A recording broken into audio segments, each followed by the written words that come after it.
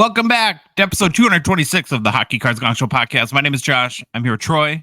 I'm here with Phil. It's a Gong Show Super Show.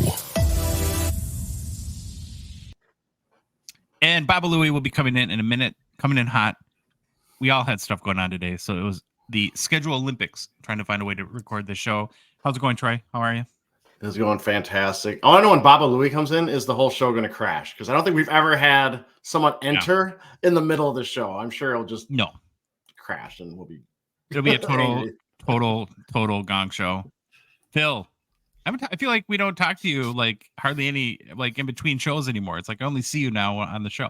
Well, I keep calling you guys. You never call me back. So I don't know. Oh, that's what blocked that block call. Yeah, no, I'm okay. I'm alone on my throne up here in the north. You're good. You were saying that there's no air conditioning in your house right now. Yeah, the air conditioning broke about 2 weeks ago, and of course we're in a big heat wave, so it's really hot in my house. But my landlord asked us to move out in a few months, so I'm like, you know what? You can figure that part out for yourself. No, I'm not that mean. He just generally can't do a lot of things on his own, so I will mention it upon leaving. You gonna move to Leafs country? Switch to the blue and white? No, moving back to my no, don't say outrageous things, Josh. That is not happening. Never. Gonna move back into the mom and dadville? You gonna try that?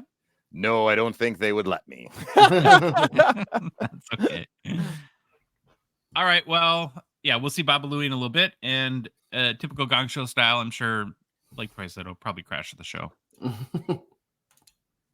So I don't even know where to start with announcements. We rarely have announcements, Troy, and then all of a sudden it's like either poor planning or things just hitting at once. We have like 6 hours worth of announcements that we're not going to take 6 hours doing, so we're going to try to roll through these pretty quick. But a big day, I guess, for us on this show, and some kind of cool things for us to get out there to, I guess, everyone in the public. The first is we've added a new sponsor to the Gong Show Mix, and that is our good friends at Mint Inc. Very, very excited about this partnership, and we use the word partnership because it is a partnership. Our goal is to help them continue to build their brand and let people know about the services and events that they pump out all the time. There's always something going on at Mint Inc. And in return, they're going to help us reach some of our goals and, primarily to make the show better. And it takes a lot of resources to continue to invest in our production and stuff like that.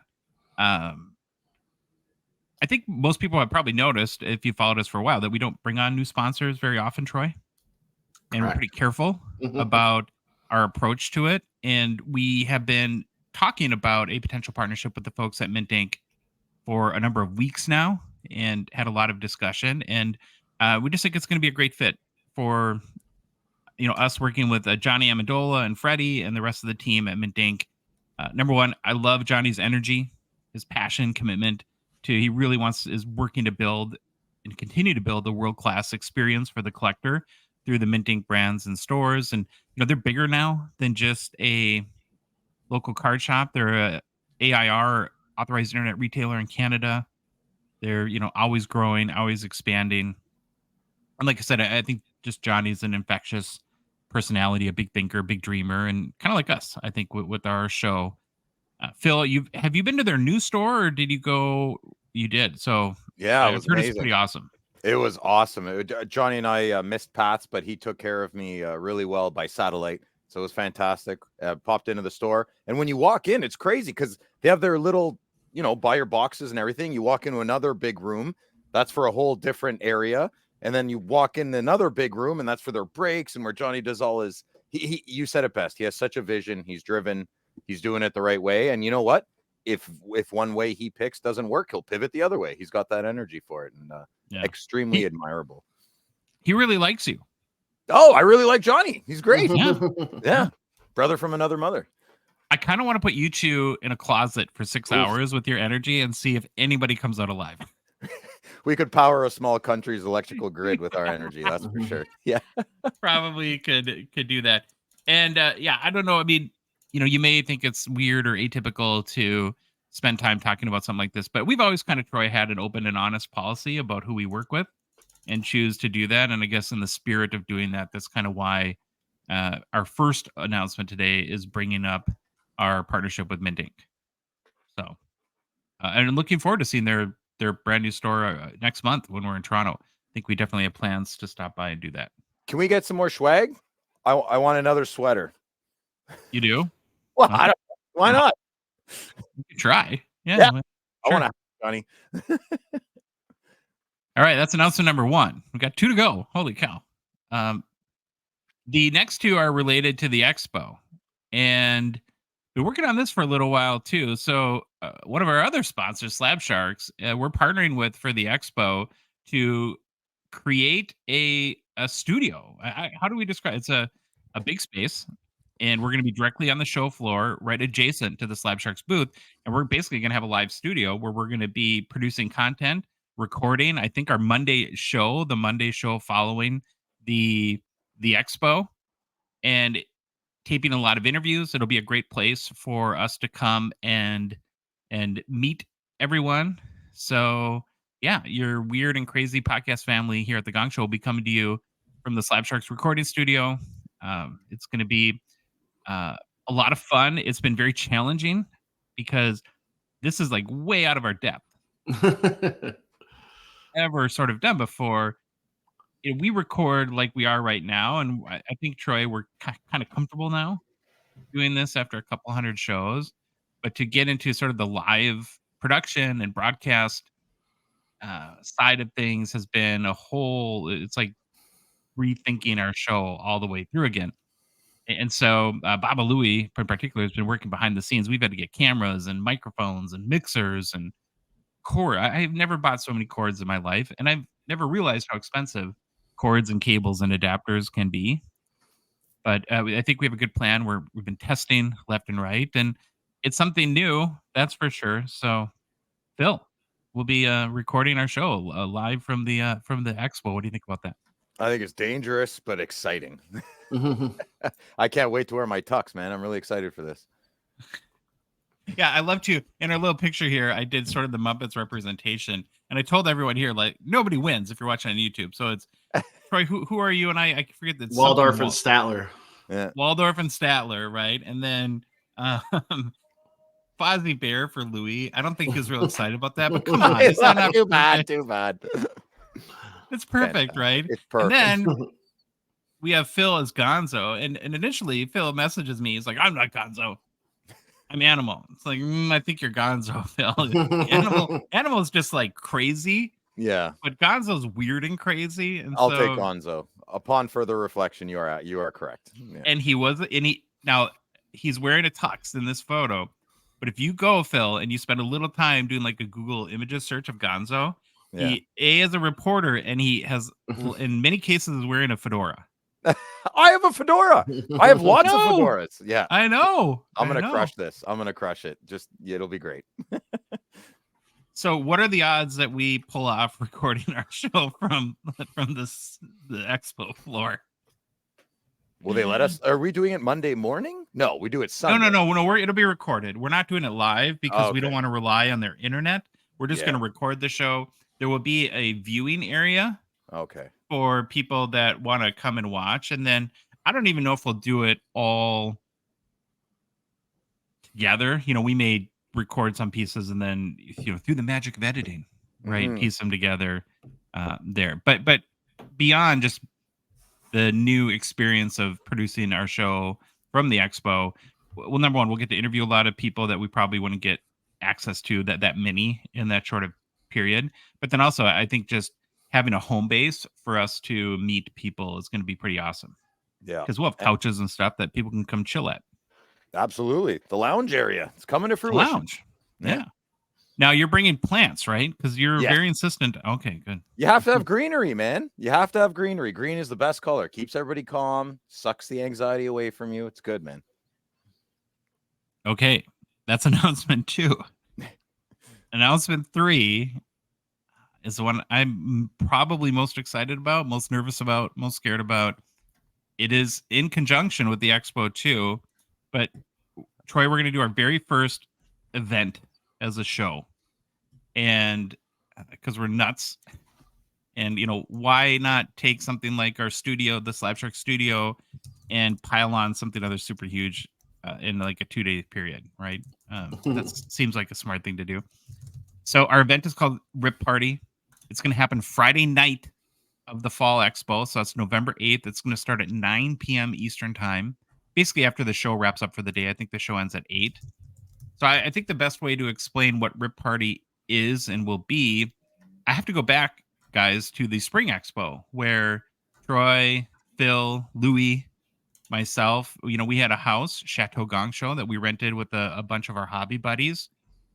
We had the best time, I think, together that weekend. The expo is busy. There was events, dinners, and, a few days in, we're all sort of worn out. And I think someone, maybe me, I don't know, I like to take credit for things, thought, well, what if we just stay home one night, get some boxes, sit around a big island, maybe invite a few people, have some refreshments, and rip some cards. Well, we did it. And honestly, I don't know what you guys would say, but as I look back, it was probably one of the best nights or most fun nights I've ever had in this hobby. Surreal. Yeah, it was a surreal. Yeah, it was awesome.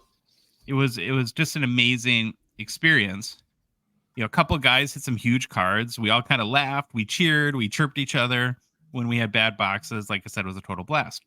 And I think at some point, Phil, was it Louis that took your phone or a phone? Or was it you? Suggested to Neil that he just keep walking around, and he was confused. Neil was confused. I said, just no audio is necessary. Just walk clockwise or counterclockwise. It's up to you, Neeler, and just don't talk. Just let the environment speak for the viewer. And it worked. It totally worked. Yeah. So he took some video of just us hanging out, sitting around, and posted it. And I think it was posted. Was it to your Instagram account, Phil? Yes, sir. And then you started to get just tons of comments and people asking you like, so what were people saying? Oh, they're just like, what was that hit? Who was that guy? And some people weren't even watching what I was doing. They were catching something in the top left corner of my frame. There was too many questions and a lot of interest of just folks, feeling the energy, feeling the vibe, because we just emulated what everyone else is doing.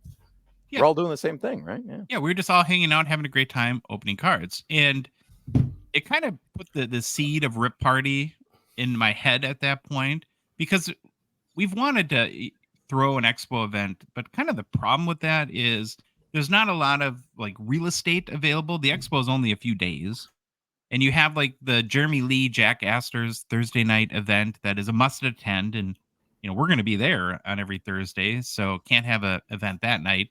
And then Friday and Saturday night, there's huge companies like Mint Inc. or Slab Sharks or eBay or PSA, whoever it is. They're going to throw like crazy trade nights and all stuff that our little show, we didn't want to be like a fourth rate trade night at the expo. And so kind of, taking this experience that we had opening cards with friends, it got the idea of like, well, what if we made an event out of this? And we focused everyone is creating events for people at the expo. What if we, in a weird way, create an event for people who can't be there, who maybe have Expo FOMO, who want to be there, but because you're in the US, it's a passport issue or a money issue or a time off issue, or even in Canada, right? I mean, Canada's geographically massive, right? And it's hard to go all the way across the country to go to the expo twice a year. And so what our Rip Party essentially will do is going to try to recreate that experience a little more structured. And we'll be ripping boxes live on YouTube and every other social network you can stream to. We're going to have tons of boxes. It's a very limited in-person event because of the space we have. The Chateau has a strict maximum on the amount of people you can be there. So it's kind of invite only in that regard. And we're just going to we're going to have a couple of stations, and we're just going to be opening up crazy boxes left and right for until we're done, I guess, and kind of bring everyone else who wasn't there last year or, who wanted to participate sort of along for the ride. The other thing that I think I'm really excited about is it's not just going to be us at the Chateau opening boxes that people can watch. We're working with sponsors to get really, really nice boxes to give away and rip for people on that are in the chat. You could win a nice box of cards. We'll rip it and send you the cards. Right there. So get the audience to participate as well. So yeah, did I explain that good, guys, or what did I forget? I think it was excellent, Josh. That was fantastic. Yeah, so I'm going to reiterate a part again where it is a very limited amount of people we can have there. Troy's nervous. Troy's nervous. Yeah, we'll see. We'll see. Troy's our show warrior, but it's a good thing though, right? Because you know, you need that checks and balances. Otherwise, like I would go totally off the rails with things. And he's like, you know, we probably don't want to get arrested. Like in some of my ideas. I'm like, yeah, you're right. Are we gonna have security there? Should we have someone at the door? No. It's people we know. It's gonna be a lot of sponsors, a lot of, you know, some of the longest followers of our show. We're working out the guest list. We'll, you know, be reaching out to people. But again, it's not. The event it's a live stream event. It's meant to be, like I said, for people that can't be in Toronto. And then the other two, like Troy and I have talked about this. We get worn out at the expo because you're there all day, you're walking around, you're talking to people, you're doing deals for cards, where a lot of times we don't have energy to go to events. And so like this is the type of event that like we would go back to our hotel that night and probably just throw on the phone or the laptop or the big screen if they have access to YouTube, where we can just kind of relax, decompress, but still participate in the hobby and in the expo. So such a good idea. It's awesome, man. I can't wait. I think it's going to be a lot of fun. And that's our main goal, right? Is just to kind of recreate that same fun vibe and atmosphere we had last year. So lots more coming, lots more surprises, hopefully coming with Rip Party. We're getting more sponsors involved. We're going to, I think, have better giveaways. So stay tuned for that. But we've been keeping this all under wraps for a long time. And I'm a horrible secret keeper. And so it feels cathartic for me just to get it out there today. All right. One last thing before we get started. Just a reminder that our podcast, the Hockey Cards Gongshow Podcast, is a Patreon podcast. You can support us for as little as $5 a month US and be one of our first 199 supporters of our show. Forever have that title. You get exclusive access to our Discord server, and you can join the community there. Participate in the 5K challenge, which in a couple days we'll start to get entries in. So get in. Come on, participate. Win a box of 2023-24 SP Authentic. Maybe a Bedard Future Watch Auto. You never know. That's very easy to support us. You can go to our website, hockeycardsgongshow.com. Click on the Become a Patron link at the top of the page. Or go to the Patreon website directly, patreon.com. Search for Hockey Cards Gongshow. There's a link in the show description if you're watching us on YouTube or listening to us on a podcast app. And then finally, in our Instagram and TikTok profiles, there's a link there too. We have one new supporter since our last show. Jay, is it Ashime? How would I say that, Troy? Either Ashime or Ashim. Ashime. Phil, it's Asheim. You're better at name pronunciation than I am. Yeah, I can't. I'm trying to see it in the notes. Say it again. What are the words? Letters? Asheim. Hashem. Okay. Hashem. And we all said something different. So hopefully one of the 12 names that we just said is yours. Okay, bud. Troy, you ready finally for the game plan? We begin today's show with part 3 of some of the ugliest / bad hockey cards ever produced. Then it's on to our next installment of Hobby Rushmore, and this time we look at the LA Kings. This is followed by Hobby News. Oh, no. Yes, it is Hobby News. I screwed up my notes here. And then after Hobby News, we do a segment on 24-25 hockey hobby overrated / underrated, where everyone gets mad at us for not picking the right answer on whatever topics Josh decides we need to give our opinion on. I think we did this once last time and got a lot of feedback. Fun. Yeah, it's fun. Is this the over-under thing? Yeah. Oh, I can't wait. That's going to be exciting. Nice.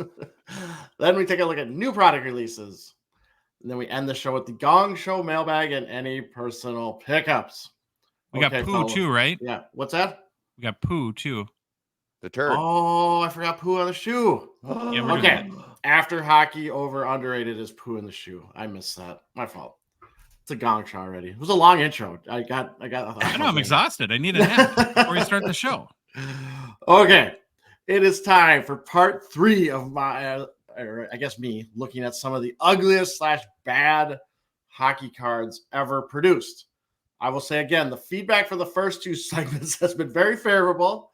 Appreciate everyone that has sent us feedback on the segment. Still working on some tweaks, So keep the feedback coming. But so far, so good.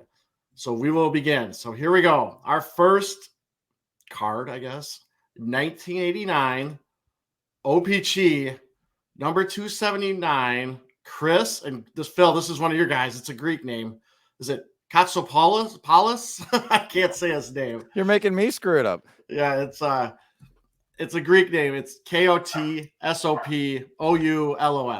Katsopoulos. Katsopoulos. There we go. So you and Bobby got it down.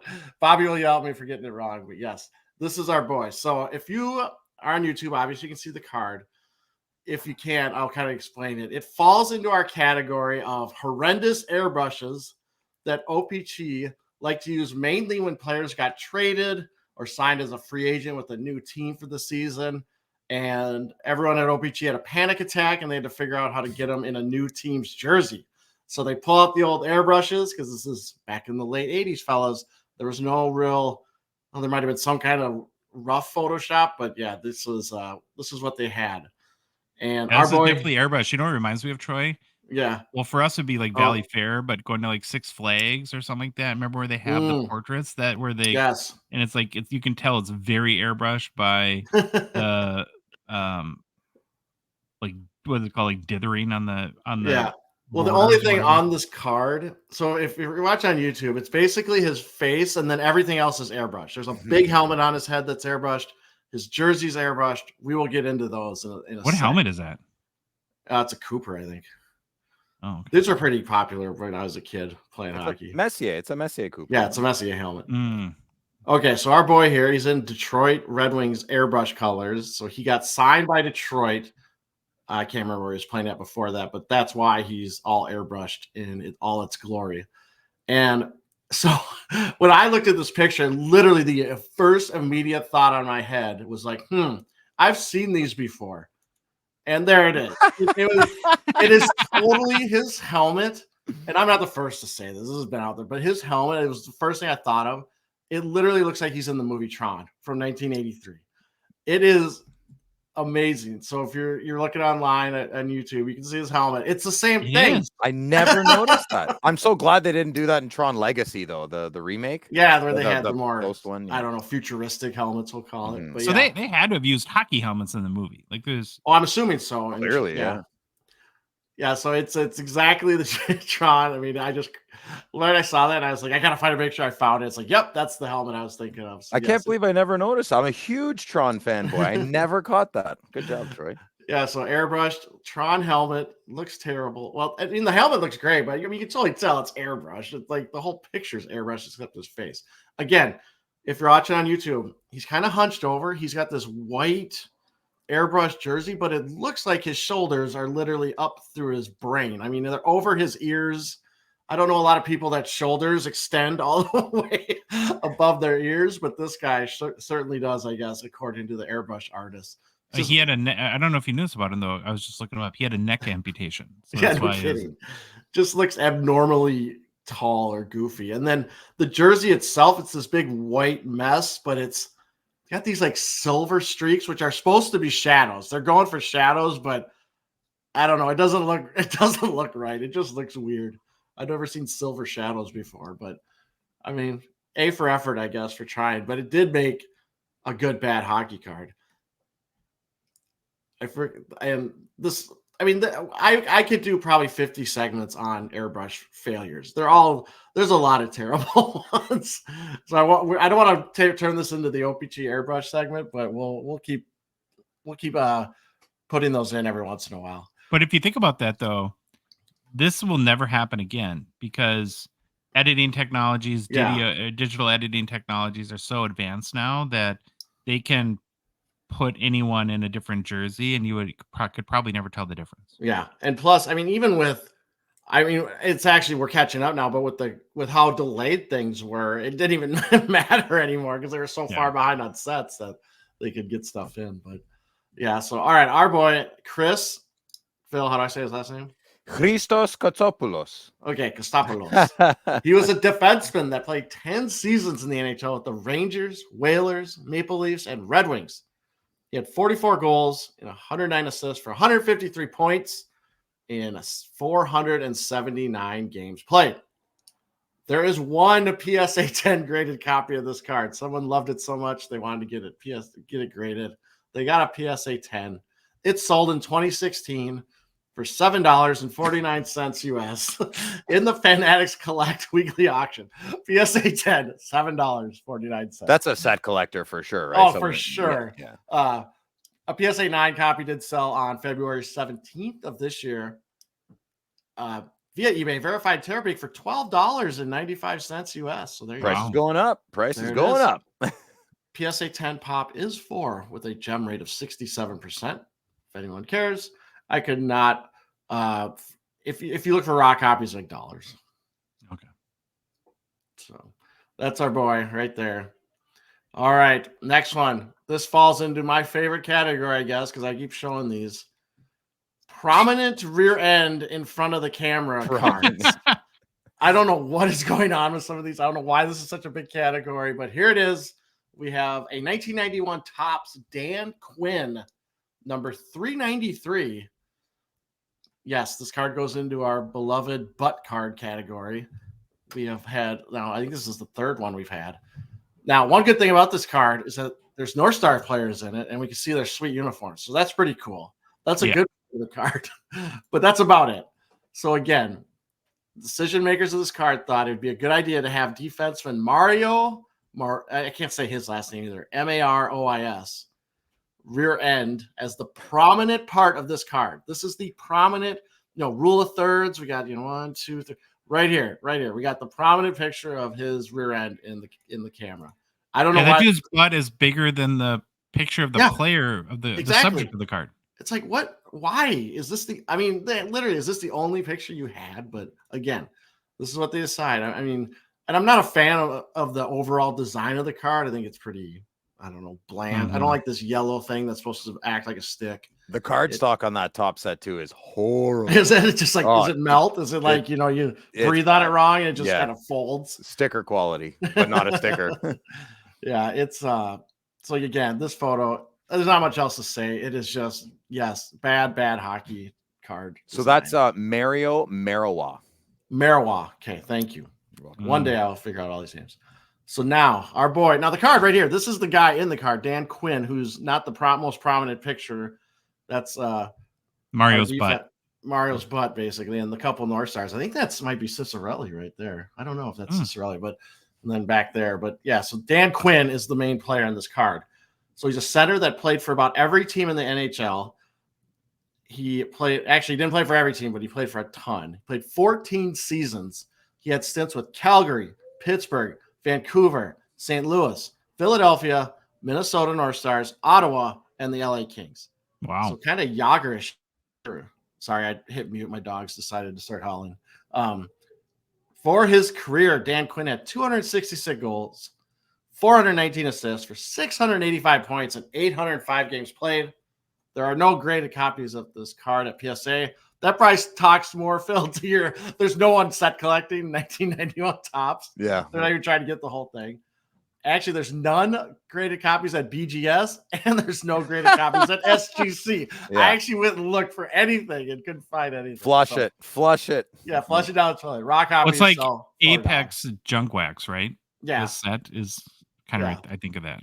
Yeah, this is where they're Who's buying this when you could buy Top Stadium? True.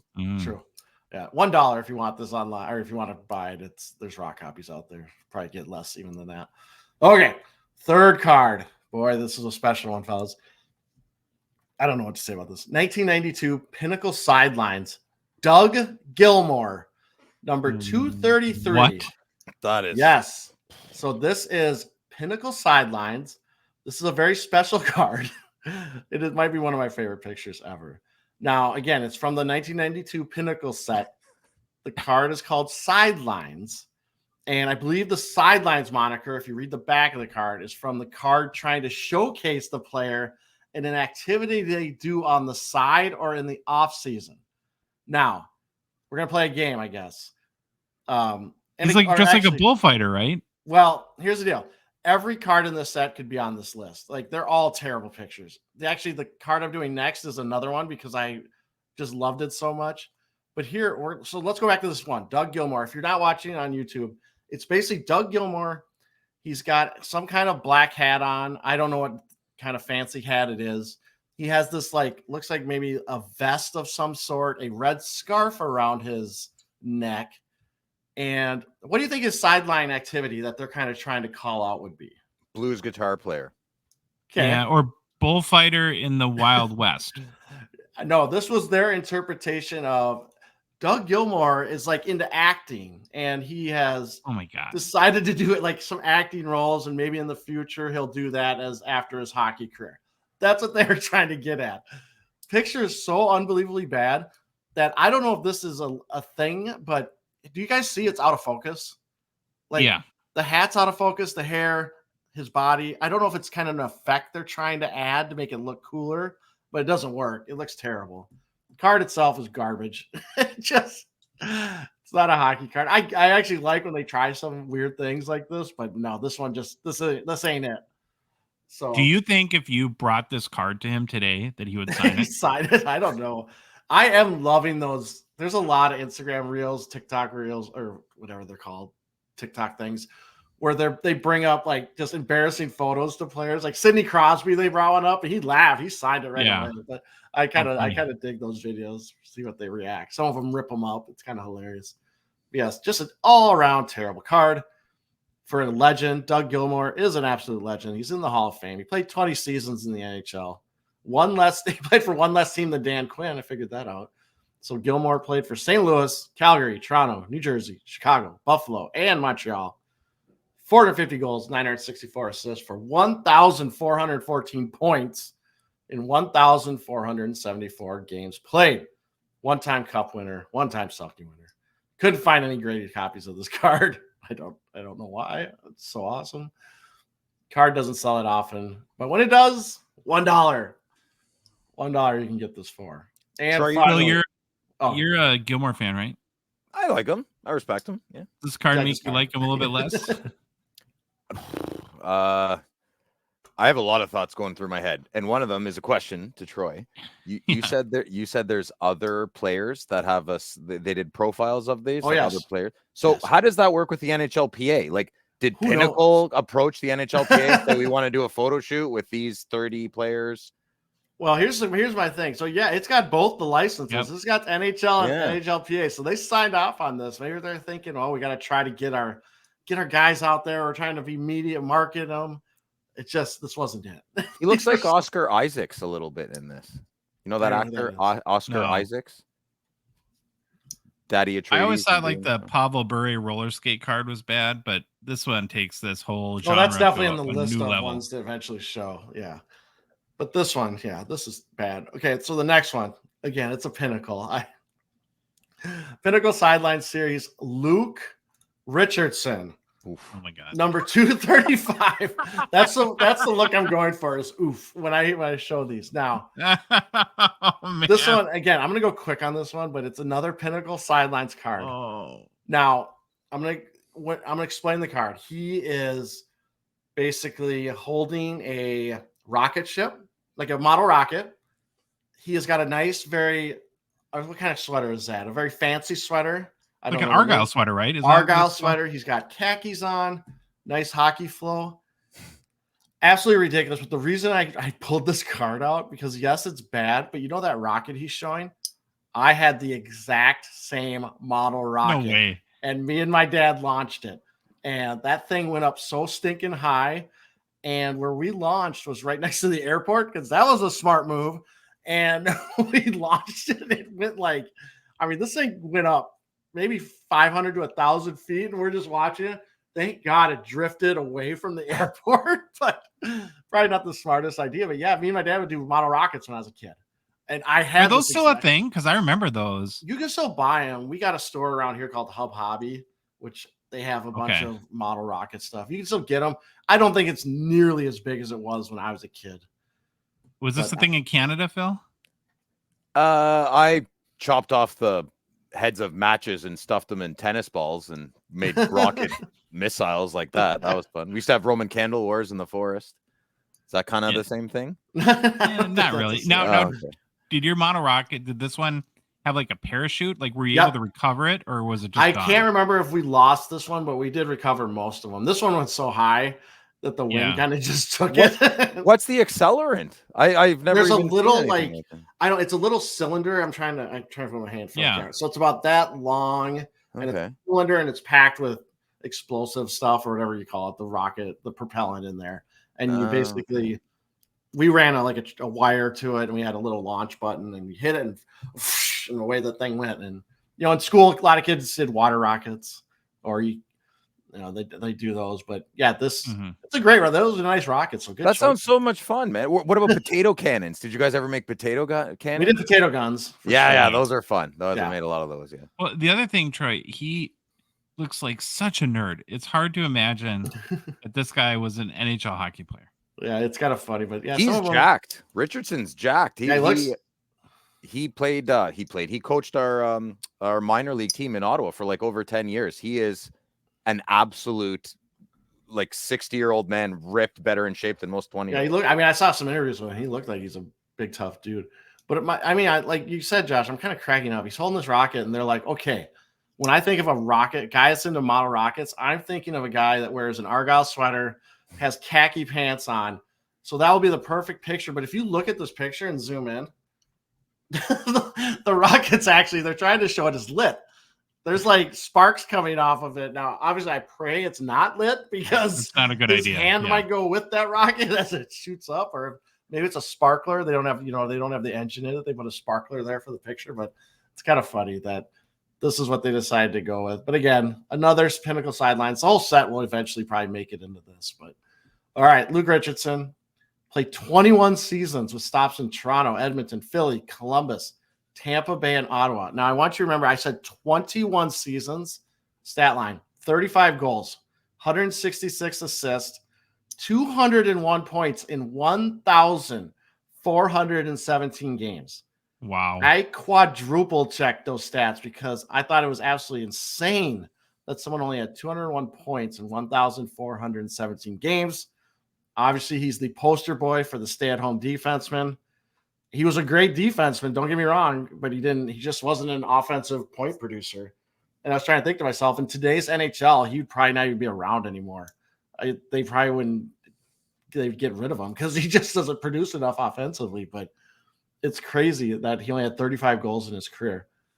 And for our Minnesota fans, little fun fact, Richardson is the player that Minnesota's Dino Ciccarelli clubbed over the head a couple times with a stick.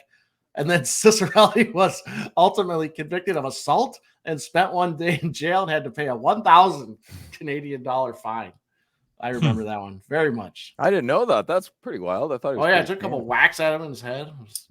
I don't know what Dino was doing, but all right. No PSA graded copies of this card. Raw copies go for $1. I feel like that will be the line for a lot of these. But round 3 in the books. We got more. That's pretty awesome.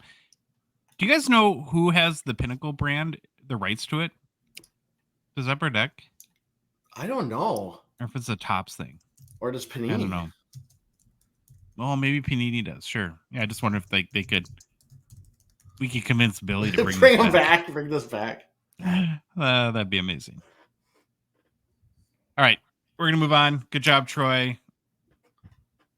I every week or every show, these just get crazier and crazier, and I keep thinking that you've had to have, gone through the pile of the worst or the ugliest or the craziest, but I don't know how you're doing it. Man. There's more. And It breaking just keeps news. getting better. Breaking news: Pinnacle is owned by Panini. Okay. Maybe They have a license to nothing, so They have a license to nowhere. no. I just thought of something. What if Fanatics sidesteps Upper Deck and they go to buy Panini stuff? Huh? And then What would they want? that way? There's nothing they need from Panini. I just said it was a good idea. I just said it was an idea. True, Prism. Prism's a good idea to get that. Yeah. There you go. Prism would be good. All right, we're going to move on to Hobby Mount Rushmore. We're back at it. Last Monday, we finally finished the Atlantic Division in our Hobby Mount Rushmore series, and then we decided to jump over to the Western Conference and tackle the Pacific Division, starting with the LA Kings. If you're not familiar with Hobby Mount Rushmore, it's where we nominate 4 all-timers from each team who we feel are the best, biggest, and brightest for the franchise in respect to their individual accomplishments meaning to the team, fans, and community, and then strength in their hobby markets. It's also where we apparently often enrage our fans. So unintentionally, but it does happen. Yeah. So you guys, it was pretty unanimous. You guys all wanted to start with Kings in the Pacific Division. Now I had to go for a little branded. I had to go with the new logo and old school purple and yellow colors. Do we like that? Love it. Yeah. Looks good. I kind of wish they would just that would be like their permanent colors, the sort of the Lakers vibe, but silver and black and silver is cool too, I guess. Okay, we ready? Let's do it. The first nominee for the LA Kings Hobby Mount Rushmore, I hope would be pretty obvious to everyone. It's a Lightning legend, Brent Gretzky. No, just kidding. Troy, it's Wayne. So given that he could almost entirely be responsible for the popularity of hockey in California, and the fact he was a pretty good hockey player for the Kings, and is the biggest hockey market of any player ever, it doesn't feel too controversial to give one of the 4 LA Kings spots to number 99, of course. Gretzky would play parts of 8 seasons in Los Angeles. In 539 games played, he scored 246 goals, which is 8th most in franchise history, added 672 assists, which is 3rd most in franchise history, for a total of 918 points, which is 5th in franchise history. And it's all with LA. Gretzky won the Hart Trophy in 1989, only Kings player to ever win the Hart Trophy. He's a 3-time Art Ross winner in LA, 3-time Lady Byng winner with the Kings. No Stanley Cups, though, in Los Angeles. And then, of course, look at the hobby. He's a monster. Year to date, in per card letter sales history, almost 58,000 Wayne Gretzky cards have sold on the public secondary markets, including 1,662 sales for at least $1,000 US, which is a lot. And the highest selling Wayne Gretzky card of all time in a Kings uniform, throwing in that little wrinkle, is this 2004-05 Ultimate Collection NHL Shield Patch Auto BGS 8.5 that sold for $146,000 in May of 2022. Wow. Pretty cool card, though. So any comments regarding Wayne Gretzky as on the LA Kings Hobby Mount Rushmore? Slam dunk. Good choice. Yeah. Okay. Moving on. The second player we're nominating. And when you do any sort of digging into the LA Kings, like player numbers or achievements, it becomes pretty apparent that Anze Kopitar is another lock for the LA Hobby Mount Rushmore. He's played 18 seasons and counting with the Kings. His 1,373 games played his first all-time for the franchise. 419 goals, 4th in franchise history. 792 assists is 1st in franchise history. Giving him 1,211 points, which is 2nd in Kings history.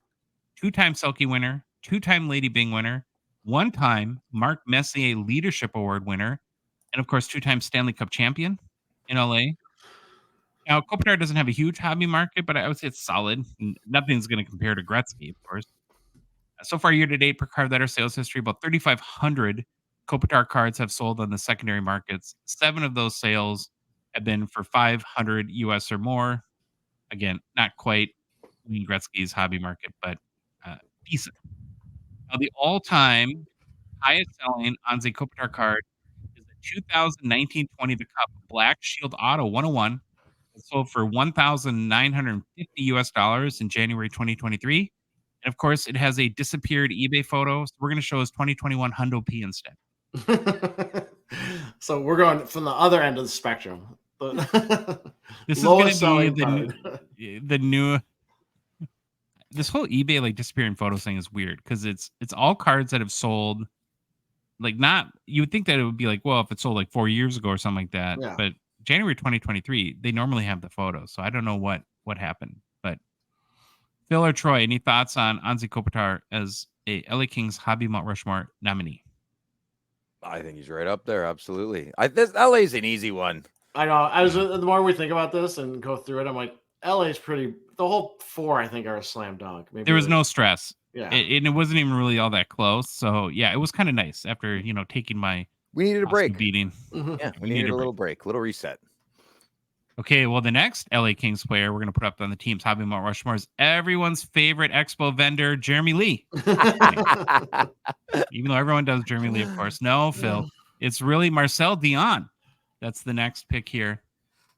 We did the little Jeremy Lee joke because, as we mentioned on the show before, Dion typically has a booth at the Expo. Yep. And is very, very sweet to people. Sells cool memorabilia of his at a really reasonable price. That's very reasonable prices. If you want Dion stuff, go to his booth. You'll find something. It's awesome. It's awesome. It is awesome. So here's a picture of Dion set up at the Expo from past shows that I found online. And there he is. Just he is chilling. such a beauty, man. What He a, is. He's awesome. He's the best. We should invite him to Rip Party. Yeah. I don't know. NHL former, probably not. No. But it's like, look at these. Like $45 for this picture. He's probably signed it. I love he's got the bag of food in the background. He's living the life of the vendor. He's one of us. Yeah, he's awesome. Yeah. Like, look at these jerseys. I mean, these $270. I mean, this is Canadian pricing too, so it's even cheaper in US dollars.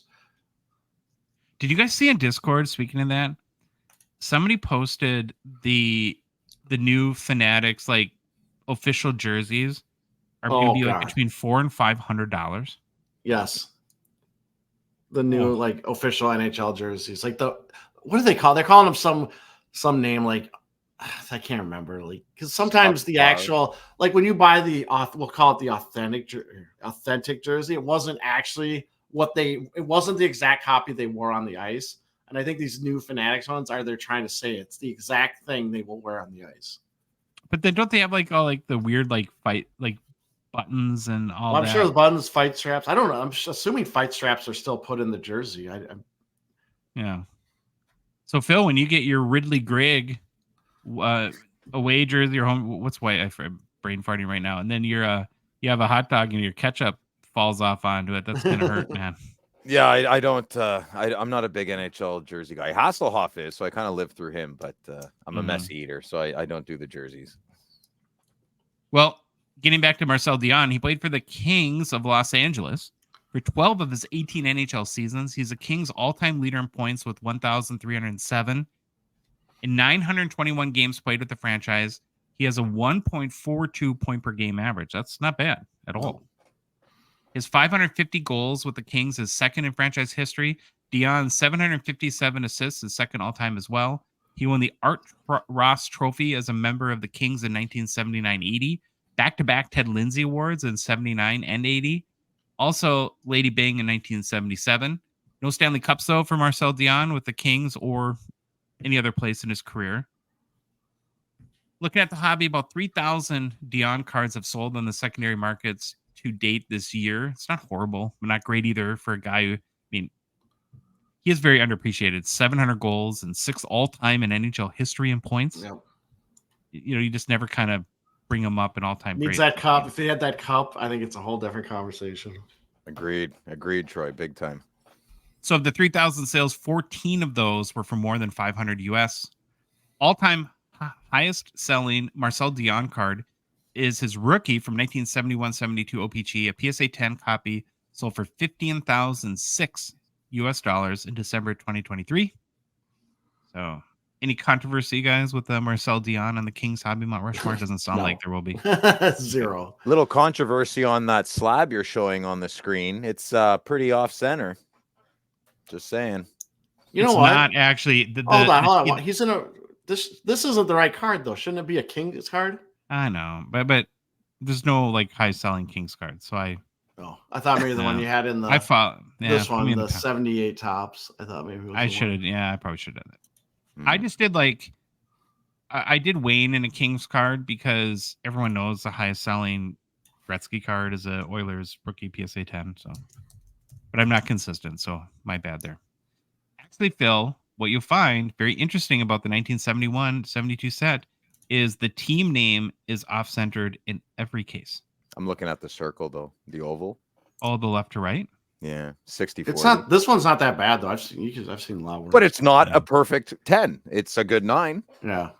Yeah. What is PSA's threshold on 90-10 or something like that? Or 60-40? Oh, that's allowed. Yeah. I think so. Yeah. It doesn't have to be perfect for a PSA. Oh, it doesn't have to be perfect for 10. Crazy. That's wild. A perfect 10 doesn't have to be perfect. Imagine that. Okay. Last player we're going to name to our LA Kings Hobby Mount Rushmore should make our good friend California Dave happy. It's Luke Robitaille. Oh, I I just thought Bernie love Nichols. seeing. Really?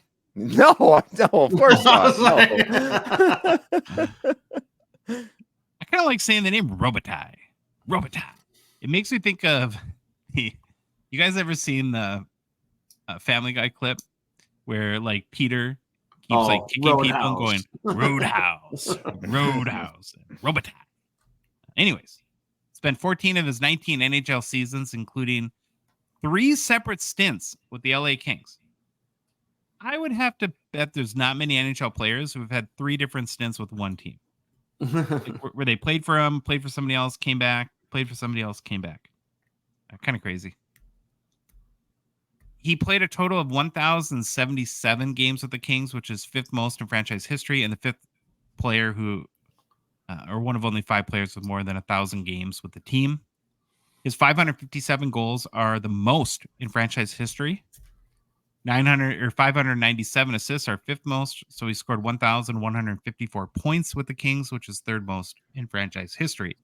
He won the Calder Memorial Trophy in LA in 1987, the only Kings rookie to ever win the award. That's kind of it for individual awards for the team. When he retired in 2006, he was the highest scoring left wing of all time. Wow. Since passed by Ovi, of course. His number 20 was retired by the franchise. He did win 2 cups with the Kings. He won a cup as a player with Detroit, but then he won 2 cups with the Kings, but he was not a player. He was the president of operations in 2012 and 2014 when LA won their cups. And since 2015, he has a bronze statue outside of like Staples Center or Crypto.com arena. And just over 2,100 Robitaille cards have sold year to date per card letter sales history on the secondary markets. 14 of those were for 500 US or more. The highest selling Luke Robitaille card of all time is his 1987-88 o-pee-chee rookie BGS 10 Pristine that sold for 3,500 US in June of 2023. Here we go. I thought maybe a bit more. Yeah. I don't know. What a terrible picture. Again, you're such... Yeah. When you look at like other considerations, there's a few players that we looked at for one of the 4 spots, but again, this one was pretty straightforward. So Drew Doughty has had a significant career, but a really small hobby market. And he just got injured. Yeah. And Minnesota ankle, right? Yeah. People are not super big fans of him, but that's our own pettiness and bias. Jonathan Quick has a smaller market too, like 1,400 cards sold year to date. Then there's guys like Dave Taylor, Rob Blake, Phil's Bernie Nichols, Butch Goring, who you could have looked at too. But I think I got this one right. You guys in agreement? Yeah, you're good. Yeah, I mean, who else is there? I'm trying to think. Dustin Brown is probably another guy, but again, no hobby market at all for Dustin Brown. Yeah. You might get some. Sorry, Troy. You might get some flack for putting Kopitar before Dion. It's in no order. It's no in particular order. Okay. Well, who do we want to do next? Now we got to pick. So the remaining teams, still a lot in the Pacific Division. We have Calgary, Vegas, the Nucks, the Ducks, Kraken, Sharks, or Oilers. Well, do you want like stress? Because then you go Oilers. No, I can't do Oilers right away. We'll do them last. I think what was the first? We can't do Oilers right away, but we'll still do Toronto right away. Yeah, Montreal. We'll do that second. I don't know. What Calgary? do you think? Calgary's either. Those are all pretty simple-ish. I mean, a lot of them are newer teams too, like Vegas, Ducks. We have 2 Canadian teams. We should do the Canadian teams when we're at the Expo, and get maybe someone's get Jeremy to sit on it because he's a Calgary guy. Yeah, maybe. Yeah. So it's 3 Canadian teams. So and 3 left. So we should do. Let's do Vegas, Ducks, or Kraken. How are we going to do the Kraken? Oh, we got to do it. Let's do Seattle. That's funny. All right, Seattle. That's funny. Right, Yeah, we'll Seattle. What a poop show that's going to be. We'll see the Kraken. You mean I don't know? Like legit, Shane Wright might actually be on the list. Or Tanev and all his like weird faces on his hockey cards. Francis, even though he didn't Does it count if he works for them but didn't play? No, I say you gotta skate in a game with them. Yeah. All right. Okay. Moving on. Got to make a quick mention for Gongshow partner Slab Sharks. Of course, we're thankful for their support of our show. And, they're helping us build the studio at the Expo, which is crazy. The current Slab Sharks weekly eBay auction is live. And oh boy, guys, it's a big one. It's huge. There's some monsters in it, and it's huge. Some cards we're going to talk about have like crazy bids already. Overall, though, almost 2,400 cards available this week. By next week, when we're kind of the end of the season starting, I can't wait to see how big it is. But as I said a second ago, there's a bunch of bangers in it too. The three of us hockey card journalists, so we are, have each gone through the auction, used our weeks of online training to pick out a couple of our favorites. And because he violently insists in our group chat, we let Troy go first. All right, Troy, what are your favorites? Okay. Every time I look at these Slab Shark auctions and I saw this Mike Trout picture and I read a stat on him, like he's only played literally like 2 playoff games or something. Is that nuts? That's nuts to me. But anyways. Well, he doesn't even play any. Did he play any games? Okay. Sorry. I got derailed. Here we go. First card. I went with the limited logos run here. 2006. Sorry, it's all zoomed in. 2006, the Cup. Doug Wilson limited logos. I love this card. I love Doug Wilson. I love old 80s, 90s player, or 80s, 80s, 90s players. I love the old Blackhawks, or I love the Blackhawks jerseys. I got to see them play a lot against the North Stars, so that's always fun. So I think this is just a fantastic card. It will probably go for a ridiculous low amount than what it should, even though it is a limited logos. But I got this patch is just sick. Again, remember with limited logos, sometimes you want to inspect them and make sure you're comfortable with the patch and or any patch card with these sick patches. Just make sure you're fine with it. But I absolutely love this card. And then the flow on look at the Doug Wilson. Amazing. Yep. And then second card, Denny Savard, same year, same card, limited logo, out of 50. Another sweet patch. Just great looking cards. What are you, a Blackhawks fan now or what? I don't know. He's got the Yofa helmets. These jumped out to me. I scrolled through the whole stinking auction, all 2,300 some cards, and I was like, "Yep, these are the two." And I make little notes of which ones I like. Okay, now it's my favorites. I had to go with this first one just because, it is cool, but the bidding is already insane on this card. So this product came out 5 days ago. Mm-hmm. It's a 23-24 o-pee-chee Platinum. Connor Bedard Emerald Surge Auto out of 10. It's raw. Now, what are the bids at, Troy? It's at 14,000, I believe. What? US. Sorry, 13,500 US. Oh my god! What? Well, Phil, there's still 4 days left in the auction. That's wild. Wow! Did not think you were going to say that, Troy. This one could get over 20. Yeah, and there's 9 other ones. Yeah, it's a good looking card though.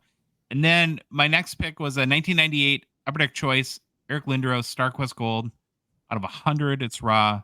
A big fan of 90s cards. Big fan of the StarQuest Golds. You guys like these or no? They don't do it for me. I don't know why. They didn't do it for me back then. They don't do it for me now. It is a nice card though. It is. I like the picture a lot. Yeah, it's good. I don't know if the design's my thing, but I do like the picture. No, do you have a critique on the UD Choice logo that they put on the card? Does that bother you? Or it's so bad. I like Troy. That's a good this picture of Lindros. I feel like there's other really good hockey cards with this. Just the puck's up the zone, you look up and they just go right. They got to grind. That shot right there is a great hockey shot. Yeah, great it's hockey. A great shot. picture. All right, Phil, it's time for your favorites. We'll throw the first one up here because you never remember what you picked. But this is the 1992 Buybacks Wayne Gretzky Auto on a 500 raw. What spoke to you about this card? Love it. We're doing Los Angeles this week, so I thought it was appropriate. And I just anything 90, 91, 92 Upper Deck base card, I love. I almost bought a box of 92 hockey yesterday at one of the card shops around. Me and my son were driving around and had to go buy new skates, and I was like, well, we're right by 3 Star Sports Card in Bloomington. We'll stop in. they had a 92 Series 1 box for $30. I was like, I should buy this. Oh, it's overpriced. I'll bring know. one, Troy. I got a few. I'll bring them. They're in the garage. They might all be bricked, but we'll see what happens. And New yeah, skates, huh? Troy? Oh yeah, why not? What'd you get? Bauer Connect goalie skates. They are very cool. I know they like kind of hinge and they let the goalies flex a little more on their ankles, and they're not cheap. But No. the only good thing was the store we went to gave us it was last year's. So I always do this. You always look at last year's like top of the line model, because the new stuff's come out. So they always slash the price on the old stuff because they want to get rid of it, right? They don't want to have this inventory. So they took off, I think $100 for having it be an older model. They took off another $100 because they said it was like co-signment, like used, but they weren't. I mean, he said like basically if kids wanted to try the skates on, they let them use this pair and try them on, skate around, and say, okay, I like these. The floor model. Yeah, basically the floor model, and they're absolutely brand new. So it was awesome. Just spray them, get rid of the warts from. It's still over $600. So. Oh, did you go to the Bauer Experience Center? Is that where you went? No, I went to Staubers. Oh, okay, gotcha. My favorite part about this card, Phil, is the net is like in Ghostbusters. Oh, remember how like all the ghosts had that like blue sort of like glow on them? Yeah, Slimer's in there for sure. Yeah, Slimer's. I always think it's backwards, but I don't think it is. I think it is. Oh yeah. Troy, do you want me to say something though on this card? So one of the things I love the most about these cards, is what you hate is that old school. Well, this is seared into our childhood. Right? Yes. I mean, I still to this day remember the first time I walked into Kenny's Market, 72nd in Chicago in Richfield, and I went up to the front where like the candy was and saw the upper deck cards. It was like the first time I've ever seen these. And I remember they were like $1 a pack, but it was like the cards, like opening them and like, oh my gosh, these are really nice. And they took care. Different, right? Yeah. I will always, that day is like seared into my head. Yeah, man. Okay. Before we go on to the next card, I have breaking news.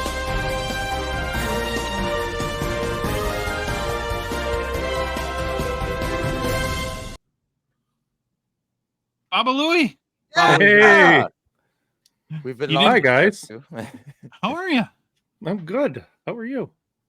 I'm well. We were worried that you were gonna like break the show because nobody's ever like jumped on midstream mid record before, so we know that works. That's kind of nice.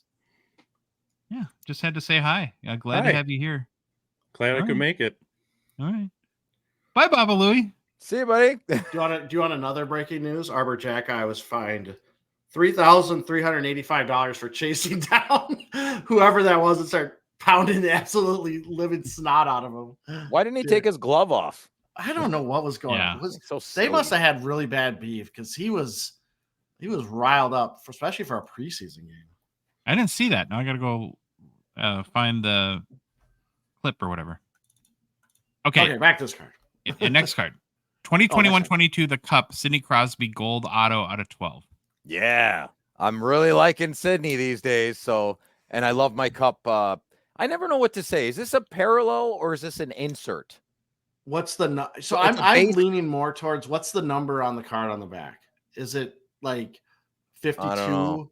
Is it? I can probably. So it's a base card. It's a base. So that's the same. It's considered a parallel. It's considered a parallel. Yeah, it's a parallel then. Okay, that's what I. The problem though, Phil, with a lot of the base parallels is that they have unique checklists. Like, so they might only have, let's say there's 200 cards in the base set in the cup or 100 or whatever it is. Only like 40 might have the gold auto. And so it gets almost like listed as a subset. It's even the though old set itself. Yeah, it's weird. Yeah. Either way, I love these cards. Yeah. I love them. I pick up all my sends if I can. Now that I'm exploring outside of my home team, I don't know, man. I kind of want this card. That's one of the best Crosby autos I've ever seen. Yeah, he's got so such clean. And the white on the jerseys. I love the penguin and the gold. It matches my Canary Loud Collector thing. You know, I don't know. I love him, man. It's just a beautiful, beautiful card. Yeah. All right. And I think I picked the third. Yeah, you're Large. coming in hot with the third pick. I'm coming in hot for the community. I want to buy this box for Rip Party. That's why I picked 3 this week. I don't want to buy this for me. I want to buy this for like to open it. Got to bring Louis back for a second. Now, I just got to say this because the best thing about announcing Rip Party today is we finally can say we want to buy boxes for Rip Party. Just what you said right there. Right? Because we've been hemming and hawing around it. It's like, well, last week, if any astute listeners, I slipped and I said, I got boxes for Rip, and then I stopped. Good. Spill the beans, man. The my favorite part about this box is it looks like Ovi's got blood coming out of his mouth. With just gushing blood with the Fleer Yeah. cellophane wrap or whatever, the shrink wrap around it, the logo. So are you going to do it, Phil? Or are you going to pony up? And... No, I'm not buying it. No. It's too expensive. No, I'm kidding. I want to bring for sure a big boy box. I might bring I was thinking o-pee-chee 2014, 15, 16 o-pee-chee Platinum if I can't pick this up. Mm. Yeah. All right. Yeah, it's a cool box. That's for Good. sure. I'm glad the cat's out of the bag now. There we go. All right, if you're a Canadian hockey cards collector and want to turn that cardboard into purple and brown plasticky cash money, is that what color is your money, Phil? Like Funny the big money. bills? Lots of colors. We Like, don't what's the discriminate 100 up here. color? Brown. That's a weird color for 100. Like, it's your best color should be for 100, right? Yeah. What's your $100 bill? Our money's all the same. Our money's color. green, dude. Greenbacks. Greenbacks. You guys have a $500 bill? I think we have a $5. No, we don't. We have $1,000 bill. Oh, what No color one is that? uses it. Yeah, no one uses it. Are we turning it into like a currency coin? Yeah, the currency project. Yeah. Watch those guys open up quarters and they just sit there and find the silvers. They're like, this is worth $20. Anyways, if you want to turn your hockey cards up in Canada into whatever color money suits your fancy, the brown, I'm guessing, right? Then you should strongly consider Slab Sharks for their eBay consignment services. Why bother listing and running your own auctions on eBay? Doesn't sound like fun. You guys know what stinks? Taking decent photos of your cards, filling out endless listings, answering bitter questions. Finally, the card sells, and now you got to worry about getting paid. Then the absolute worst, of course, is when there's post-sale issues or trying to figure out how to ship across internationally if someone in the U.S. buys your card from Canada or wherever. Yeah, not fun. But you know what doesn't stink? When Slab Sharks takes care of everything for you. Plus, your cards are included in their Monster Weekly eBay auctions, where it feels like all the hobby eyeballs go to buy new cards. So check out slabsharks.com for complete consignment info, including payout rates, and to start the consignment process today. Oh, and did you see this? Troy has it up on screen. At the upcoming Van City Card Show next week. Is that next weekend? No, 2 weeks from now. They're going to be buying, I guess, $100,000 worth of cards. So bring your cards if you're in the area and sell them to Slab Sharks. Yeah, when this says we, it means Slab Sharks. I just realized that. I'm like, not us. We're not buying anything. We're buying cords, Louis, for the Yes. and cameras. So yeah, that's what we're buying. About done buying stuff. Yeah, there we go. All right, thanks, Bubba Lee. Okay, happy news. Happy news. Information from the community.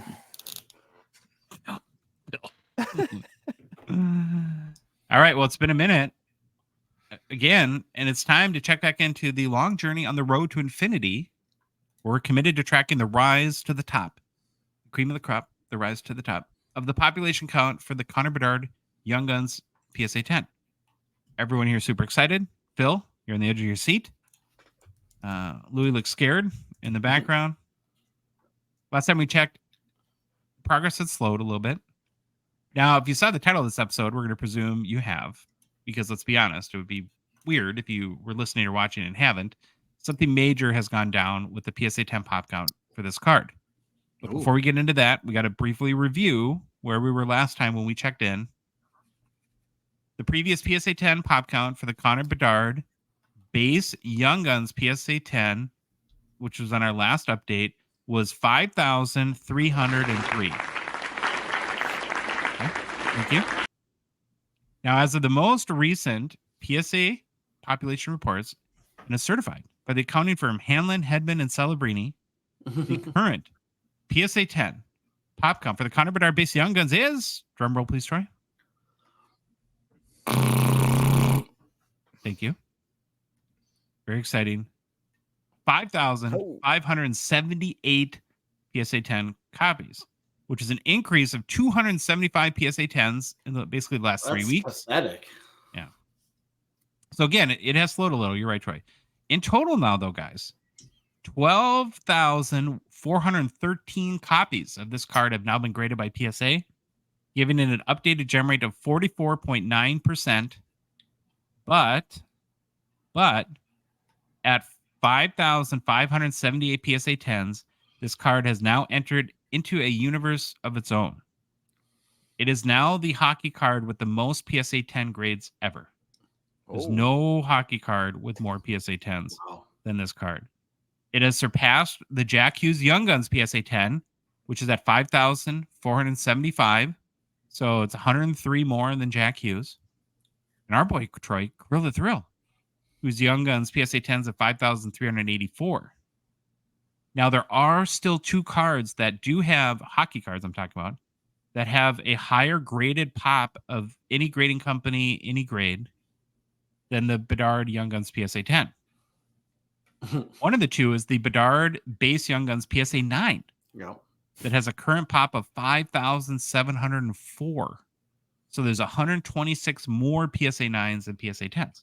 And that's it. There's nothing else. It's like 9s and 10s. I know there is, but yeah, it's like there's 9s and 10s, and then like I think there's a 1 I saw, which is yeah, I think there is. I think there is. I'm gonna do like for a joke. And then there's the 2015 McDavid base Young Guns BGS 9.5, still the king of all graded hockey cards for now, with 7,808 current copies of the BGS 9.5. So I think we all kind of expected this type of trajectory, of course, hence the whole road to infinity bit. But it's still kind of crazy in the moment that there's no other hockey card with more PSA 10s than the Bedard Young Guns that came out 6 months ago. Yeah. Have fun, everybody. Have fun swimming in that pool. So I think the odds that the Bedard-based Young Guns PSA 10 hits a pop count of 10,000 eventually is pretty high at this point. Would you guys agree with that? Oh, 100%. Yeah. 100%. And then I'd like to meet the people who are holding all these cards. Yeah. You agree, Troy, that it'll get over 10,000 eventually? I want to say yes, but man, with that gem rate, it's going to take a while. Well, yeah. I mean, think about now there are 7,800 McDavid BGS 9.5s, but that's 10 years in the making already. Yeah. Okay, so given the pop already and what it could become, it sounds like, Phil, that you wouldn't be very comfortable from an investment standpoint dropping 800 1,000 US on that card. Or do you think there's just so much momentum around Bedardapalooza that the pop doesn't really even matter for this card? I don't think it matters. And it sucks. I would love a nice raw Young Guns card, but I'm gonna look for a PSA 6 somewhere, Yeah. What are raw now? There's like $300, something like that. Yeah, I could pick one up, but I think it'll still go lower. I mean, maybe not. I don't know. What's the bottom, right? I guess if you think of it as a stock, what's the bottom of that card? Has it been 300 for a while? Yeah, it's bouncing around 300, 320. So it'll probably go up now, right? Season starting. Yeah.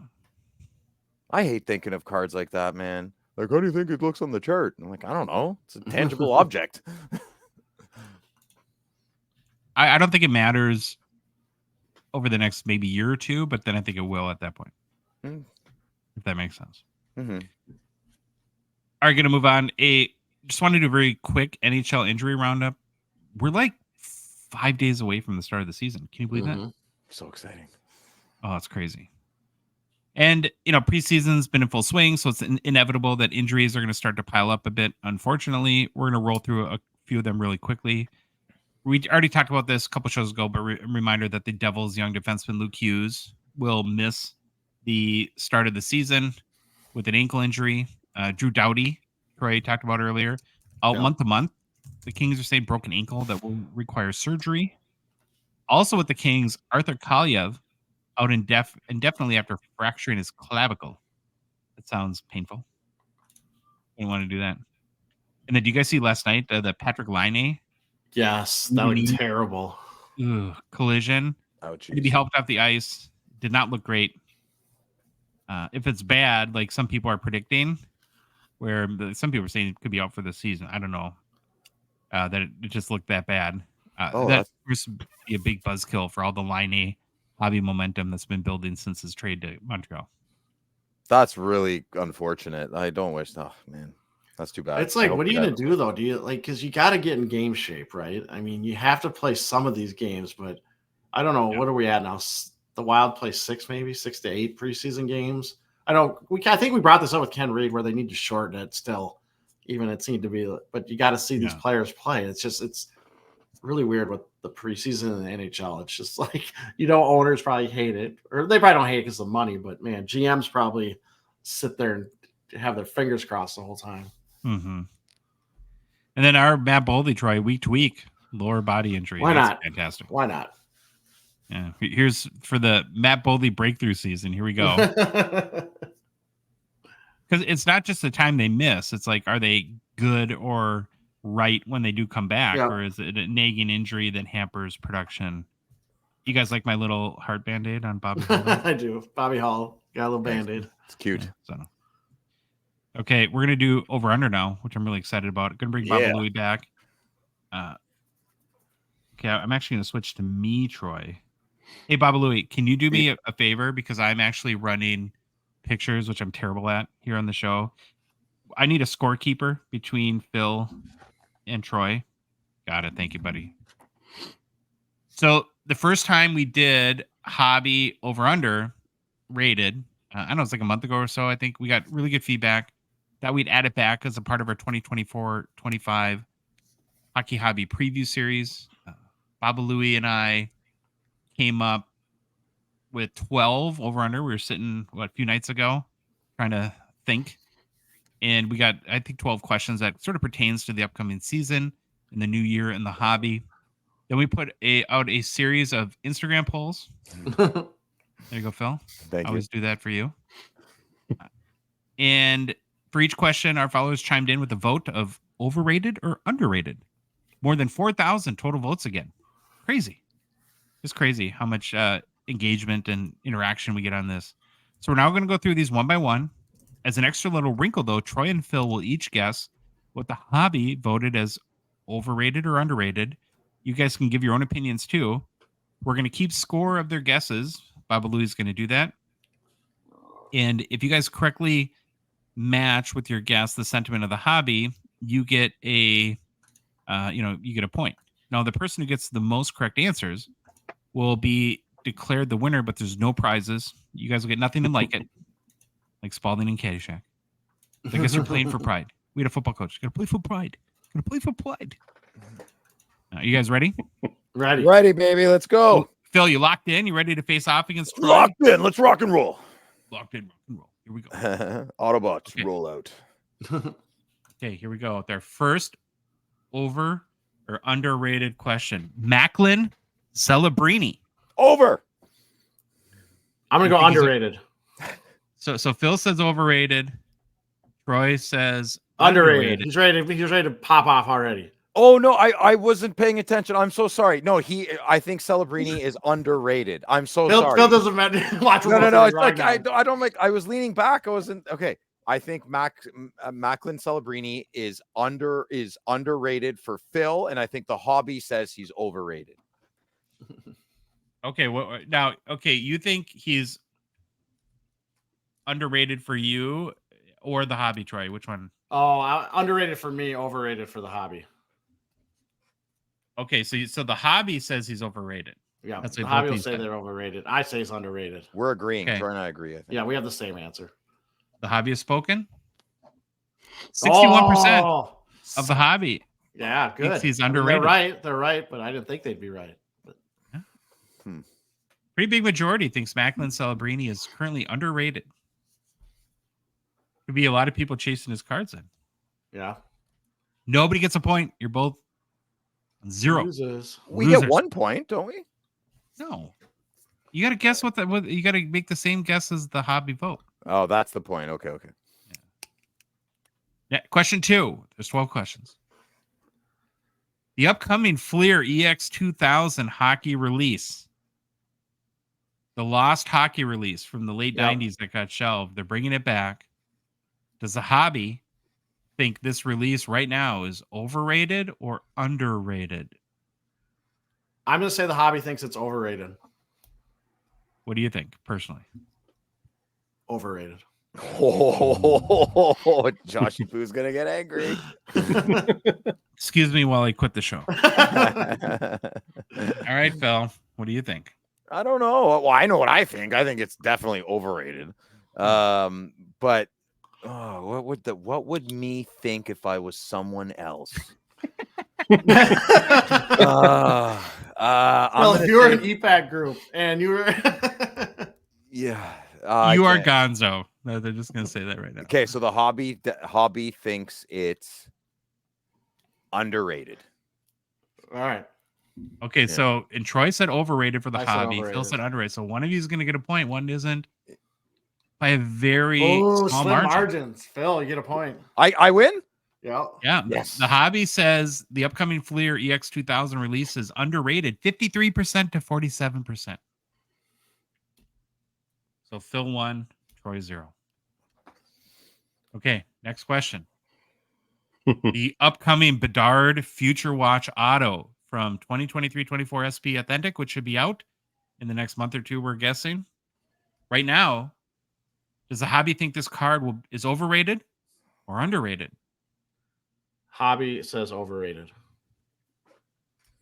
Okay, what do you think, personally? Underrated. Okay. Hobby says overrated for Troy. Yeah.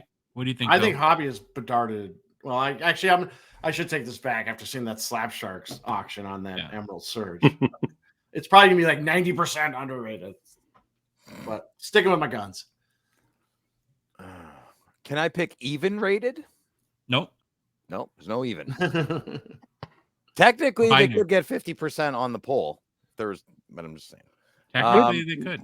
Quit skewing the rules. Answer the question. I think the Bedard Future Watch Auto is slightly underrated. And I think the hobby will say that the Bedard Future Watch Auto will be slightly, the littlest of nose hairs, would say it's overrated. Okay, so you're saying the hobby said overrated. Yeah. It was so long ago that Troy answered. I forgot what he said. What did he say? I said the hobby says it's overrated and I'm underrated. Okay, so you both say overrated. Yeah, we got the the same hobby. answer. Louis got it. Wow. Yeah, I do. Yeah, at least I got one. How's that for a nose hair, Phil? Pretty big nose hair, I guess. So Phil's up 2-1. Or we can just say 1-zip. Yeah, why say 1-zip? Yeah, we even each other. By a mark of or votes of 72%, 28%, the hobby says the Bedard Future Watch Auto is overrated. So that kind of supports your Bedarded out notion, Troy. Yeah. Next one. Breaking. Hobby overrated. I'm gonna say, boy, I don't participate enough in it. So I guess overrated because I don't participate. I think it's not worth it. I don't know. I know breaking has a spot. I just don't do it. So I'll say the hobby itself will say it's overrated. I think there's so many people that are very vocal about how breaking is ruining everything. I'm just gonna say overrated. But a lot of people actually take part in breaks. So I don't know where it's gonna end. I'll say overrated. What do you think, Phil? I personally think the hobby will say breaking is overrated by a large margin. And I personally think breaking is underrated because it hasn't found its ceiling yet. I think breaking should forever and always be a big part of our hobby, an integral part when it's done properly, i.e. full disclosure. I know that's silly, but I really think that's a longevity business model. I would love to get into that. I would love to be a part of that. I think I would do it amazingly well. And honesty, passion would win that game, man. Absolutely. Okay. Let's see what the hobby said. Yeah. Pretty wide margin. That's what I thought I was going to, yeah. Overrated, 74% to 26%. What I don't get, though, is it's like sentiment doesn't match reality. Maybe Exactly. Yeah. Huge. 100%. Numbers say they're lying. Yeah. Or it's like if nobody wants to like admit that they like it, or I don't know. I'm not trying to discount what people are thinking or feeling, because it's just strange to me that it's like the most popular thing going, but the sentiment against it is overwhelmingly seems negative. Do you guys know who Nickelback is? Yes, the band. Yep. Yeah, so everyone in Canada hates them. I love Nickelback. I have no problems with that. They make good rock and roll music, and there's lots of people that listen to Nickelback, but they don't say they listen. They won't to admit Nickelback. to it. Yeah. Yeah, so same thing with the breaking, probably. The next one, Juraj Slavkovsky. Is he overrated or underrated? Well, I don't know how he can be. I mean, I would say you can go first, Phil. I've been going first the whole time. We're only on question 5. Yeah, you go first, because I don't want to like sway anything. So I think the hobby will say Slavkovsky is overrated, and I think he's underrated. I'm gonna go underrated for both. Oh, Okay, so this could tie it up or give Phil a 2-0 Commanding lead. Let's see what happens. It's always these close ones I'm getting wrong, dang it. Yeah, the by nose hair, Troy. The nose hair. Yeah, here's a nose hair. So 52% of the hobby says Slavkovsky's overrated to 48% saying underrated. He's great. How can you love him? He's so fun. Next one. This is right. Here comes the hate EMGs. mail. Here comes the hate mail. EMGs. Precious metal gems. That. Okay, Louis. Is this the old PMGs or the new PMGs? Just PMGs. Overrated both. Yeah, overrated both. Oh, There's our 50-50. this is like that card game in between. It's like you're going to lose no matter what when it's like a 6 to the 7. Wait. I'm actually going to check because I should have done this earlier. Like the Uno Oh, see card. if it's actually a fraction, like 50.1 and Yeah, like if the votes 49.9 are the exact same. Because we got enough votes where it might actually. Okay, here we go. Okay, so overrated had 2 more votes. Yeah. Okay. So you So both got it right. we got a point. So it's still 2-zip, Phil. Okay. Yeah, there we go. All right, wow, that was close by 2. Next one. Well, plus with PMGs, I think they had that huge run up, and then they've kind of fallen off. Yeah. Tag grading is the next one, and hockey hobby over underrated. Oh, I would. Okay, Phil, you can go first. I have questions. Like there needs to be tiers here, subsections. This is like there's a lot that encompasses a grading company. Okay, anyways, Stop being scared. I'm not scared. I'm trying to be accurate. To me, this one is 100. So simple. Like I feel like this one is really. So why simple. making me go first? You go first. Oh, under. What's it? Underrated. I mean, how can they be overrated when they're not even in the top 3 for graders? I would say, and their slabs are awesome. But I'd say it's totally underrated. Like I don't know how they could be overrated at all. Well, just like the idea of it, if you think that they're going to be successful. Oh, if you think AI kind of is kind of, I'm gonna say underrated. Okay. Both of them. Hobby me underrated. And again, I don't grade, so I have no tag slabs. So just full disclosure. I think if this was a year ago, I'd have a very different response. But they've kind of like the honeymoon phase is over. What have you done for me lately? So I say I'm sorry, guys, but I'm gonna go overrated. You haven't done much lately. I'm gonna say overrated. Okay. Well, the hobby's spoken, and by a decent margin, I made one back. I got one back. Yeah, no, it's tied, right? So 59. No, fills up by 1. Oh, fills up by 1. Okay, 59% said underrated, 41% overrated. I get where you're coming from, Phil. Is that I feel like they've been too quiet. Like they need to, and maybe it's just in the hockey space because I know they've done stuff elsewhere. Like they did like a whole Steph Curry kind of custom, like a project with him and stuff like that. But yeah, on the hockey side, they're it feels like crickets, right? I mean, not that that's in of itself a bad thing because they're chugging along, but You got the Ferrari in the garage, man. Rev that engine. You can rev that engine all you want, but if I don't see it on the highway, let's go. Let's go. You got the Ferrari. I want to drive it. Let's go. Anyways, I'm still a big fan of the concept, and so I'm very me too. much 100%. That's underrated to me. Okay, next one. Exquisite collection.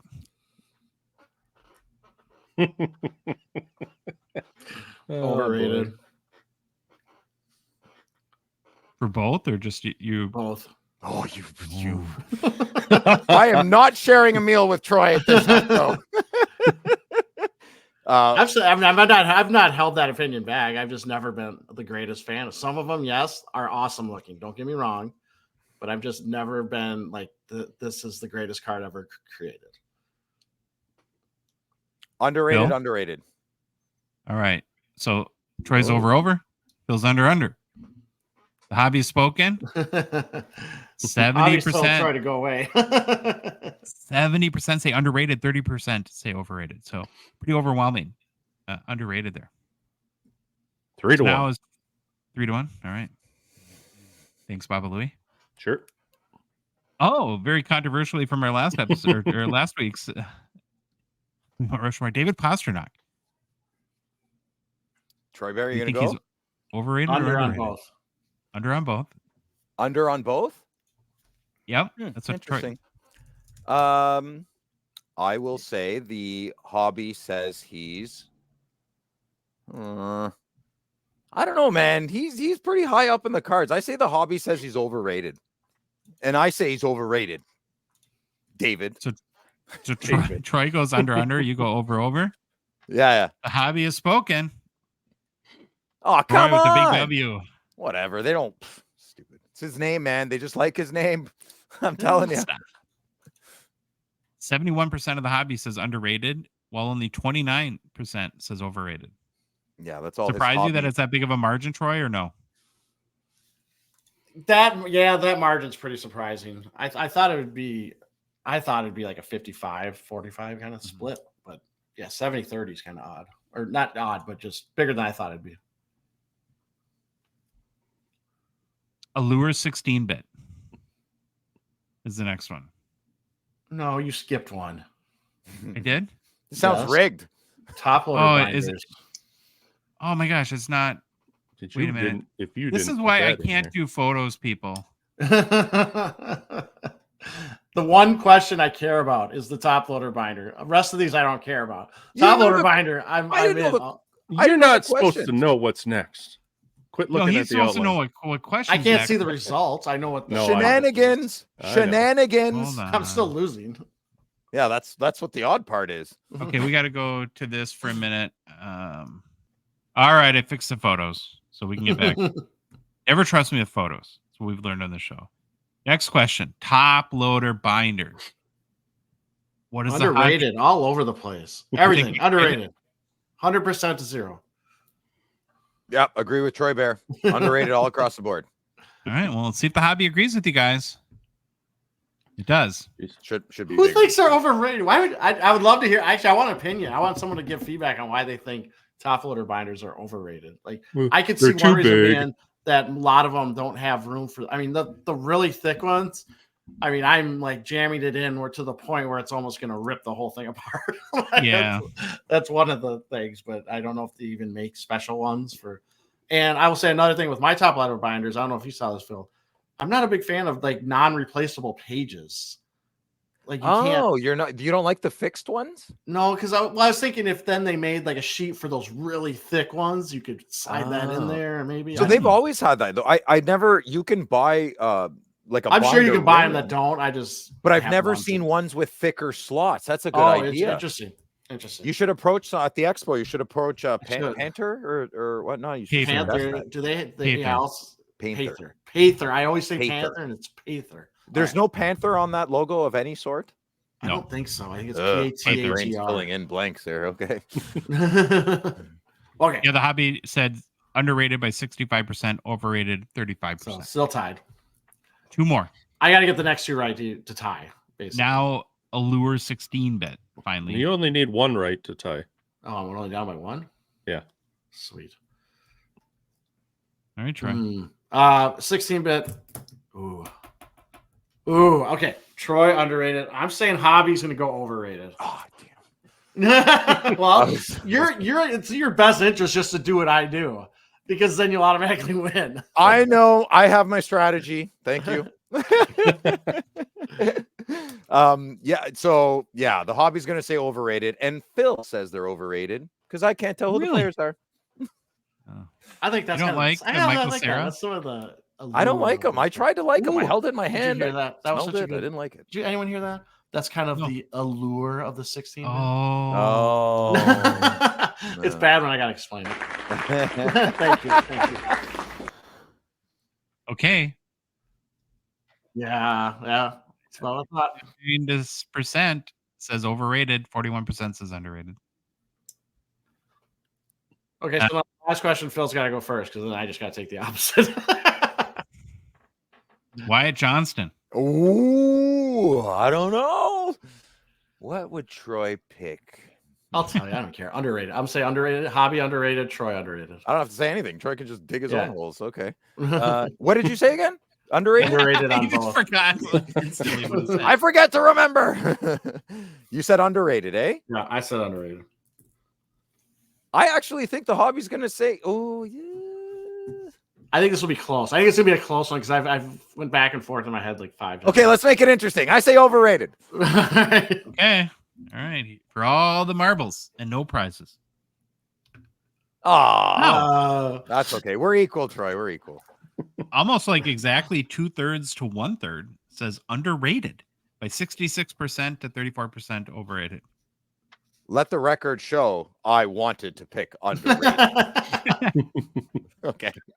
So how are the questions? Were they thought-provoking? Good. I love that We stuff. should have more next time. I could do this. Always throw in stuff like top loader binder because I'll get bored if it's like you gotta have some of the fun ones in there every once in a while. Gotta like the tag appeal to ratings Troy. are fun. The breaking is fun. The we try to mix it up a lot. Have a little bit from all aspects of the hobby. Of the 12, which one surprised you guys the most? Ooh, that's a good one. Oh, I know. Can we rewind? I mean, we can go back through. So very quickly, it was Macklin Celebrini at 61% underrated. No. Then it was the Fleer release, pretty close. The 2000 EX 2000. Then we had Bedard Future Watch Auto, 72%. That one surprised me. I thought the hobby. I mean, that one didn't surprise me. Oh yeah, that was that big for overrated. Breaking, 74% say overrated, 26% underrated. Slavkovsky, pretty even, right? 52% slight overrated. PMG is dead. Yes, I thought that would be surprising. I thought a lot less people would, or a lot more people would say overrated. Tag rating, underrated, but would you have assumed this would have been more? I kind of was a little bit surprised. I thought it would have been like 70-30 or something like that. But I lean back to just where they are in the hobby, like in the marketplace, how they're probably like, I don't know what, they just don't have that much volume, I'm guessing, and not a lot of people use them. We know a lot of people that use them because we're like a very exquisite collection, 70% saying that surprised me a little bit that it's so many people rated. I'll agree. Then we had Pasta, heavily underrated. Top loader binders, not underrated enough for Troy. Right, I'm with Troy. Who says a top loader binder is overrated? Like saying food is overrated. That makes sense. Lure 16-bit, overrated, and then finally Wyatt Johnston, underrated. So one-touch binders. One-touch binders. Whew, there we go. I'm exhausted. I don't like doing pictures. That's why I was terrified, Baba Louie, when I knew that you couldn't.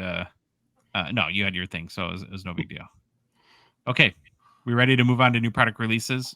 New product releases is brought to you by our new and good friends at Mint Inc. in Canada, so that's very exciting. If you need any hockey products, Mint Inc. is now, of course, an official Upper Deck online retailer, so you can order your boxes from them throughout Canada, and then some boxes you can get in the U.S. that aren't part of the Upper Deck rules for new product releases. There's a ton going on. Not a ton going on this week in new product releases. We're kind of in the 1 week break, so there's nothing new this Wednesday before the craziness does pick up, though, right away the week after. And I do have some updates from Upper Deck regarding the release calendar that we can look at.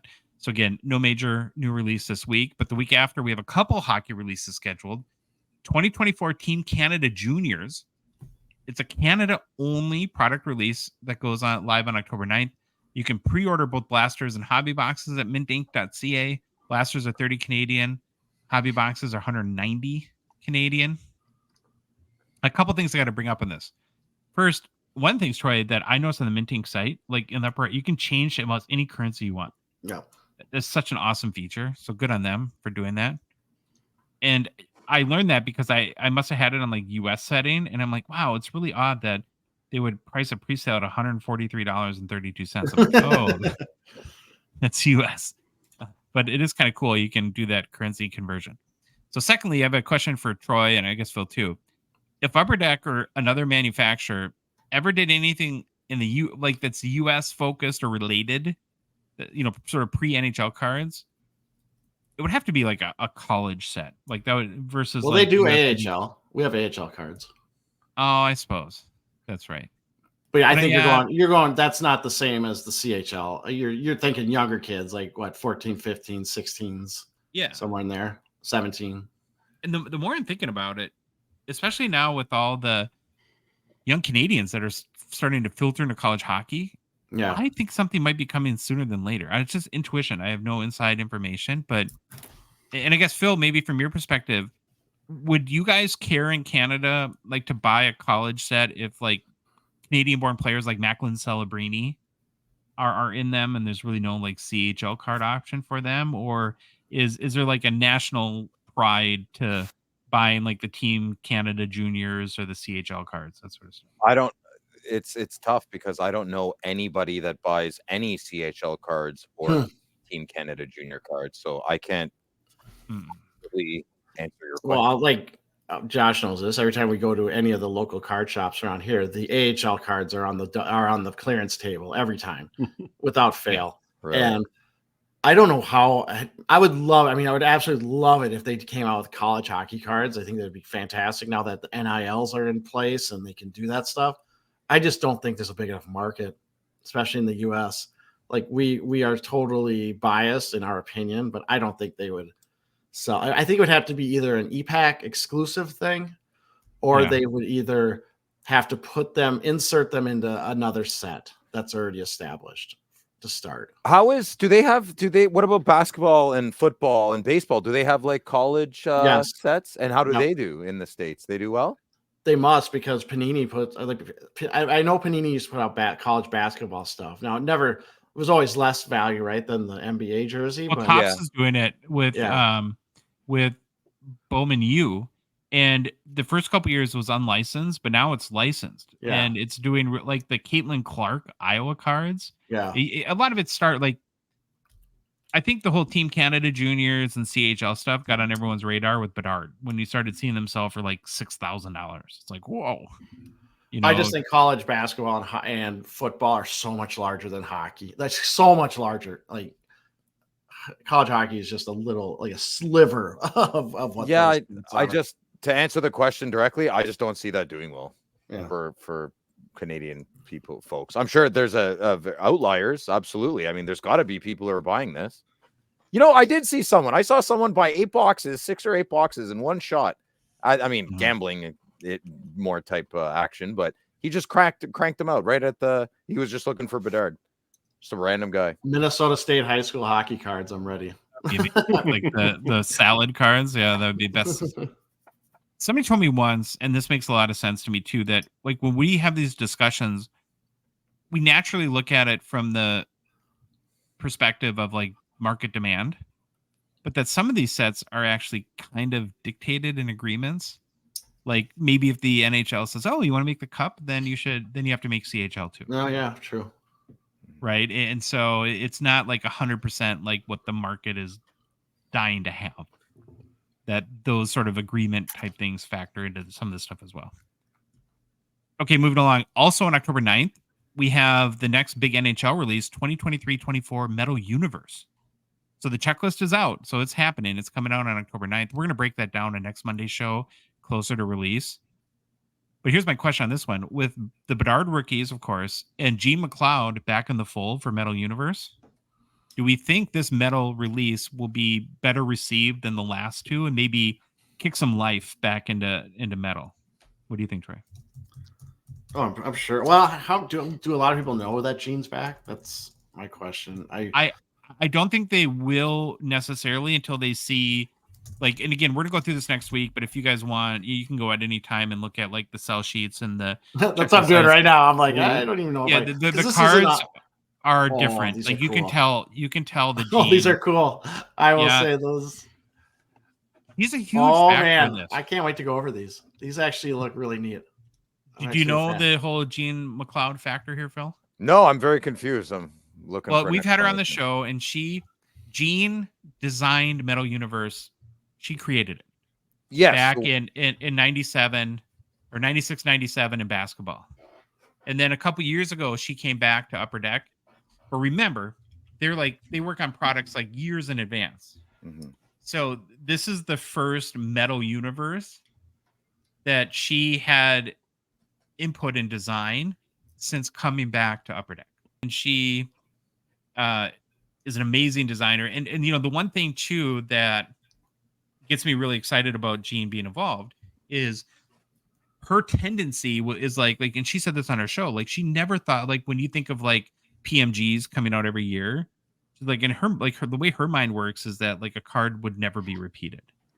So I think that like there's going to be more of a tendency to push the envelope and maybe not do so many of these cards again and again and again and replace them with kind of new, innovative, and fresh ideas. Exciting. Go ahead.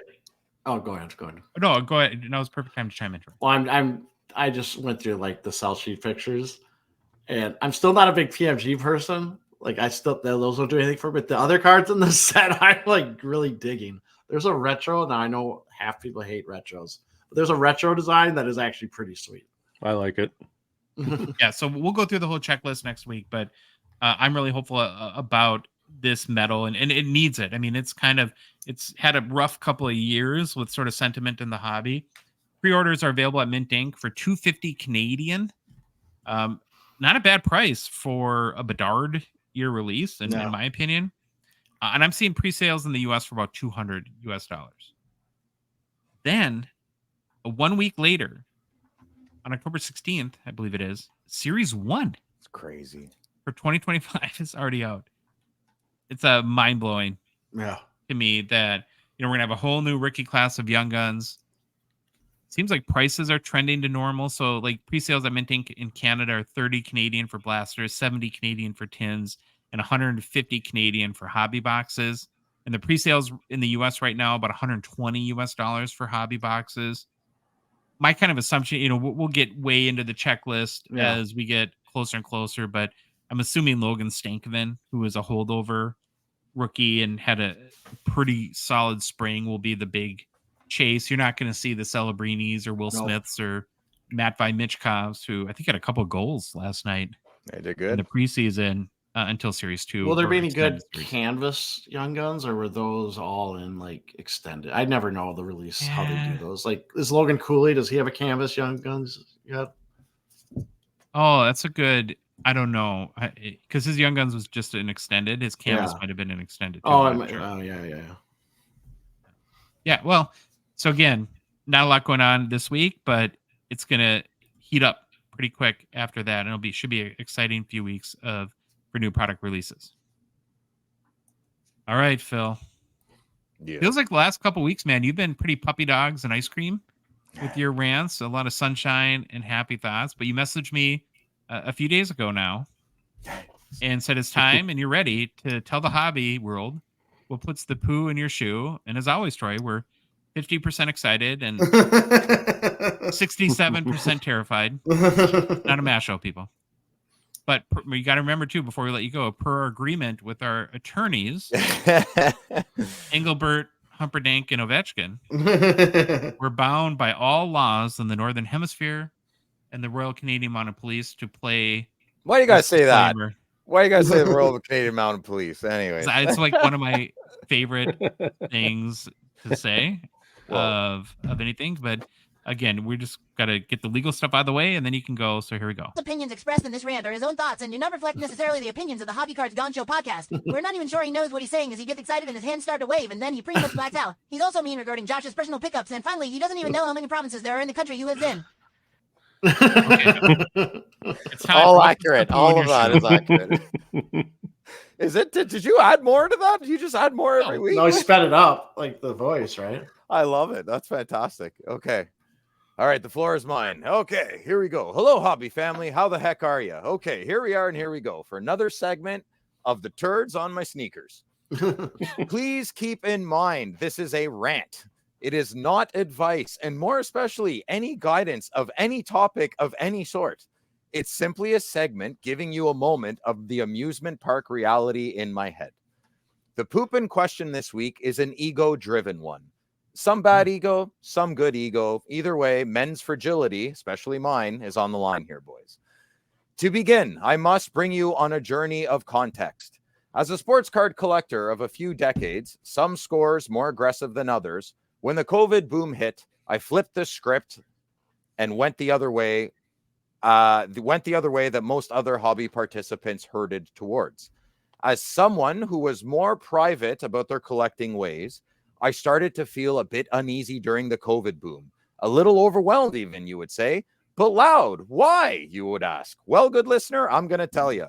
You might be surprised to know there are many collectors out there that are very private and quiet about their collections. Social media is not something that may come naturally to them, especially middle-aged men who spend most of their Friday nights with top loaders and Excel spreadsheets. But I promise you, we're out here, and I promise you again, I was definitely one of them. I still am. I just leaned into the social media part. Okay, so let's rewind back to COVID. I pop into my LCS to buy my annual flagship Series 1, 2, whatever part of the year it was, probably Series 2 because it was more near March. And lo and behold, my LCS was closed in March. Gosh darn it, I says to myself. Well, what do? I guess I'm going to go look online and see what is available. So I went online and I went on eBay and I naively overpaid for a few boxes online. Yes, I know. Hockey card veteran collector making rookie card mistakes. Well, it is what it is. I usually buy my boxes from stores. I've never really bought boxes online. That was annoying. I said to myself, I can't wait for my LCS to open back up. Careful what you wish for, laughed the hockey card gods. Few weeks, months, I don't really remember. Such a chaotic time for all of us. But my LCS opened at some point. Oh my God, everything changed overnight. Literally lineups at my local card store. What is this pagan activity? No top loaders left to buy. I swear they didn't have top loaders for almost a year, it felt like. What the heck is going on? I remember that. Yeah, craziness. So let's keep in mind, basically at this point, I'm an internet hockey card professional because I'll remind you, I just bought those eBay boxes. So I know what I'm doing. I go back online and look for top loaders. My Lord, the prices. Oh my goodness. It was insane. We're still in context rant here, folks. I'm still not getting to the poo in my shoe. I'm laying a foundation for the big turd, the big turd final boss. So let's recap. Okay, we're Phil. We're 3-4 years ago and we're online and we just overpaid for boxes and top loaders. You know what happens next? The algorithm. The algorithm got me. It threw out some breadcrumbs and I gobbled them up. So now my Instagram is not full of beautiful, hardworking fitness women. It is full of hockey cards. Why is my Facebook recommending me a hobby card shop in Calgary? What have I done to my social media? A few burps and hiccups in society, and my entire online world is aware of my nerd status. What do I do now? I think we all know what I did. I leaned the hell into it. I still went to support my brick and mortar shop. There were still lineups and still not a lot of product, but there was more people in my shop. So that's a good thing. That's a great thing. I normally walk in and out with minimal conversation, but in the last few years, I've just been chatting up the staff and more importantly, the owners. One of the big reasons our shops didn't have product was the rise of the hybrid card bro. And that's where I'm at here. The hybrid. Is that this? Yes. Thank you, Troy. Sorry it took a while to get to that, guys. But the hybrid card bro is the bane of my existence. He's not. He's just doing it for the thing. They come at you quietly and unassuming, like khakis, Starbucks, mani-pedis, charging port stations for your EV. Ah! Why does a rich, successful... So you might ask yourself, Phil, why does a rich, successful man entering your hobby or our hobby bother you? I'm going to tell you something right now, and you're going to listen to this. The hybrid card bro is a menace, and I'm going to tell you why. They are clearly very successful in their category of career and financial surplus capabilities. Daddy can clearly bring home the bacon. Good for you, bud. Most of us are not you. And if you are, good for you. But I'm not. So I need more humility, apparently. Some, not all, deep-pocketed new collectors tend to bring their mindset from their other business that they are successful in into the game of our cards. We all know it's that easy, all of us. But we all sit quietly and watch these guys just steamroll in, get a PC in 3 months that it's taken us 20 years to amass. I used to be jealous. I still probably am. I used to look with envy. I still kind of do. But I'm here to tell you this. This is not the best play, good listener. And I'm going to help you out in real time right now. I really don't want to give too much detail, so I'll substitute names and sets for story purposes. But currently, for this story, we'll call this guy Steve. We have Steve, who's been going hard and fast on some really big cup cards these past 2 months. There have been many Steves before, and there will be many Steves after. But we're going to deal with the present-day Steve. All over Instagram and Facebook, he's a brand new member, barely a couple months old of an account, but he's turning some heads with his big wallet and indiscriminate spending. It's actually kind of fun to watch until Steve gets in your way. Let me explain in mysterious fashion. Let's say there's a 101 cup card that you really, really want. And also, let's say you contacted the seller of that 101 cup card and you made a loose deal. Yes, loose plans, nothing firm, but an incentivized scenario that I can take advantage of. I would have to drive almost 10 hours, put cash in his hand, and the seller said, you do that, bud, the card's yours. So, very loose agreement, but it's a loose agreement. The ball is in my court now. I wouldn't ask the seller to hold the card because he already agreed to a heavily discounted price. Now, the sword of execution is in my grasp. My responsibility to make this happen, and I waited too long. The Steve swooped in. Paid sticker price. Boo, Steve. And boo me more, dummy Phil. You snooze, you lose. I know, but come on, man. Who is this Steve guy? I'll tell you who he is. He's Agent Smith, self-replicating and twice as strong every time. The smart play here is as old as the hybrid card bro. You wait them out. You just wait them out. It's honestly such a win-win situation if you have the patience. Two scenarios can happen here. Hybrid card bro gets bored just as hard and fast as he caught the bug. And I promise you, good listener, you want to be there when he's unloading. More times than not, that loose card buying style shows itself on the flip side. They want to get out of the hobby so damn fast, they'll take your reasonable offers. The longer they stay in the hobby, the more they feel unsuccessful at that thing they tried to do and that thing they tried to replicate from their other businesses. Or, scenario 2, hybrid card bro sticks around, learns from some hard lessons, and becomes one of us. That's honestly the best card scenario. The humble card bro is the best bro. The humble card bro who pays for dinner is the best card bro. Okay. As I'm watching Steve's hobby card evolution in real time, he recently bought a big boy card and the patch is fake. He paid, in my opinion, over double, I'd say well over double what the card is worth. And the card, to me, is not authentic anymore. Not sure if Steve is aware of this. I haven't seen many. I wrote this yesterday, so I'm not sure if Steve is aware, but I have not seen one post since the purchase. He posted today to let him. Yes, so Steve is not aware, but I've not seen one post since the purchase. So maybe someone will let him know or has let him know about the patch infamousy, I guess. Is that a word? Infamousy? Will Steve care? Maybe, maybe not. I don't know. I definitely would. That's for sure. So I would be lying if I said I didn't have a little turd eating grin on my face that he got a little bit taken. That's not good. I'm just being honest for you guys. But a more mature head, a more self-analyzing Phil would not be happy at another man's blunder. I am only human. I am just trying to be honest. And I think self-awareness is the best I can offer myself. And the best I can offer everybody else is to make the proper adjustments and pivots. So, Steve, I am disgruntled. You have deeper pockets than me, but that's okay. You're obviously having a fun time, man. Enjoying this beautiful community of ours. I am not happy you bought a fake patch. I'm not. And I hope you take a breath, slow down a little bit, and realize this hobby is extremely nuanced.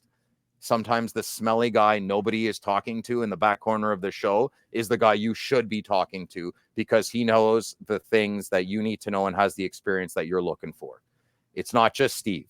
I'm only using Steven as example. These guys are all over social media. The more serious they take themselves, the more I don't listen. And sure enough, they never last. I see it with other sports much more. We are very blessed in our hockey community. It's much smaller and tighter, and grifters don't tend to stick around. Word gets around.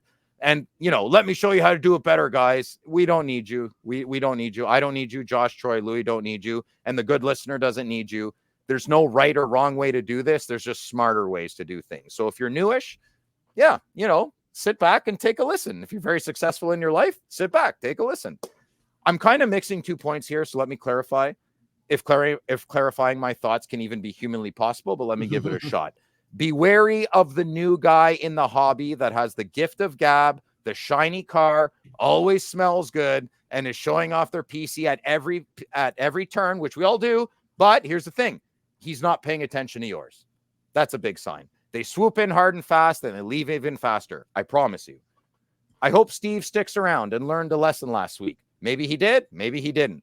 Maybe he'll just keep plowing through the sales. I'm not really sure. My heart is not with Steve, though. My heart is with you and the hobby family as a whole. Keep your head on a swivel. Ask your trusted comrades and just get out of the way of the hybrid card bro. I promise you it's the smart play. But make sure you're around when they leave. It just might boost your PC. And that is the turd on my shoe this week. I'm thinking we need a Who's Steve t-shirt. No. His name's not Steve. I know. Yeah. But there's are you lots stalking him, Troy, or Troy, Phil? Because you seem to know a lot about him. Like, are you infatuated with Steve here? He got in my way, and that's okay. I'll get it back. Well, actually, who knows? One-on-one, I probably won't, but that's okay. You got to laugh it off.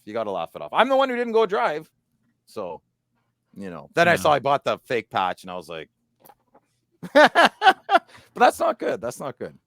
So is this a card that is not easily replaceable, or is that why? No, there's others. It's not a cup card. So I fake the names. I fake the sets. Sure. Yeah. It's just unfortunate. The card he got, the patch.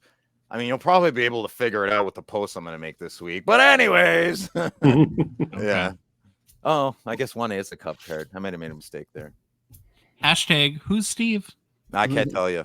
I'll tell you after we're done here, but yeah. That's what puts a poo in Phil's shoe. Now we're going to move on really quick and make a mention for Gongshow partner sponsor Fanatics Collect. Of course, we're grateful for their support of our show. Fanatics Collect keeps doing more and more stuff somehow. I don't know. You guys see they're doing card shows now? There's a Fanatics Collect Orlando. Takes place in early November, right before the Expo. I think it's November 1st through 3rd at the Orange County Convention Center.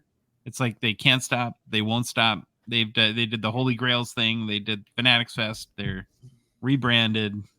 It's just crazy. So one big thing after another, but good on them because they are pushing this hobby forward. Love to see it. I'm going to be curious too now if they start doing card shows, if these start popping up all across the country. Would you see that happening, Troy? I mean, that'd be I don't, but it wouldn't surprise me. But that'd be a stretch for what the. But maybe. And I wonder how that works. Like if you have to buy other shows, like if the Minnesota card show sell to them or something like that. I don't know. Yeah.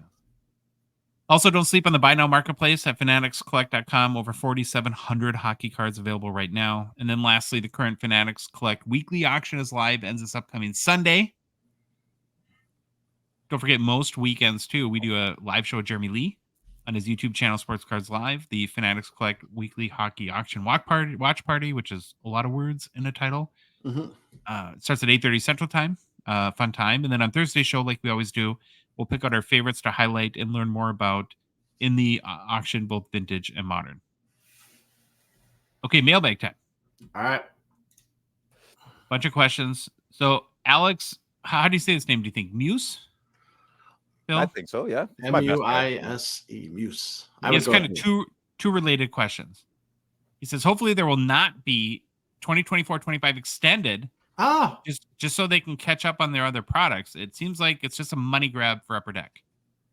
I think, unfortunately for you, maybe, Alex, I think the last couple years of extended have been fairly well received and successful, so I don't really see it going anywhere. I know, you guys pro extended or anti-extended?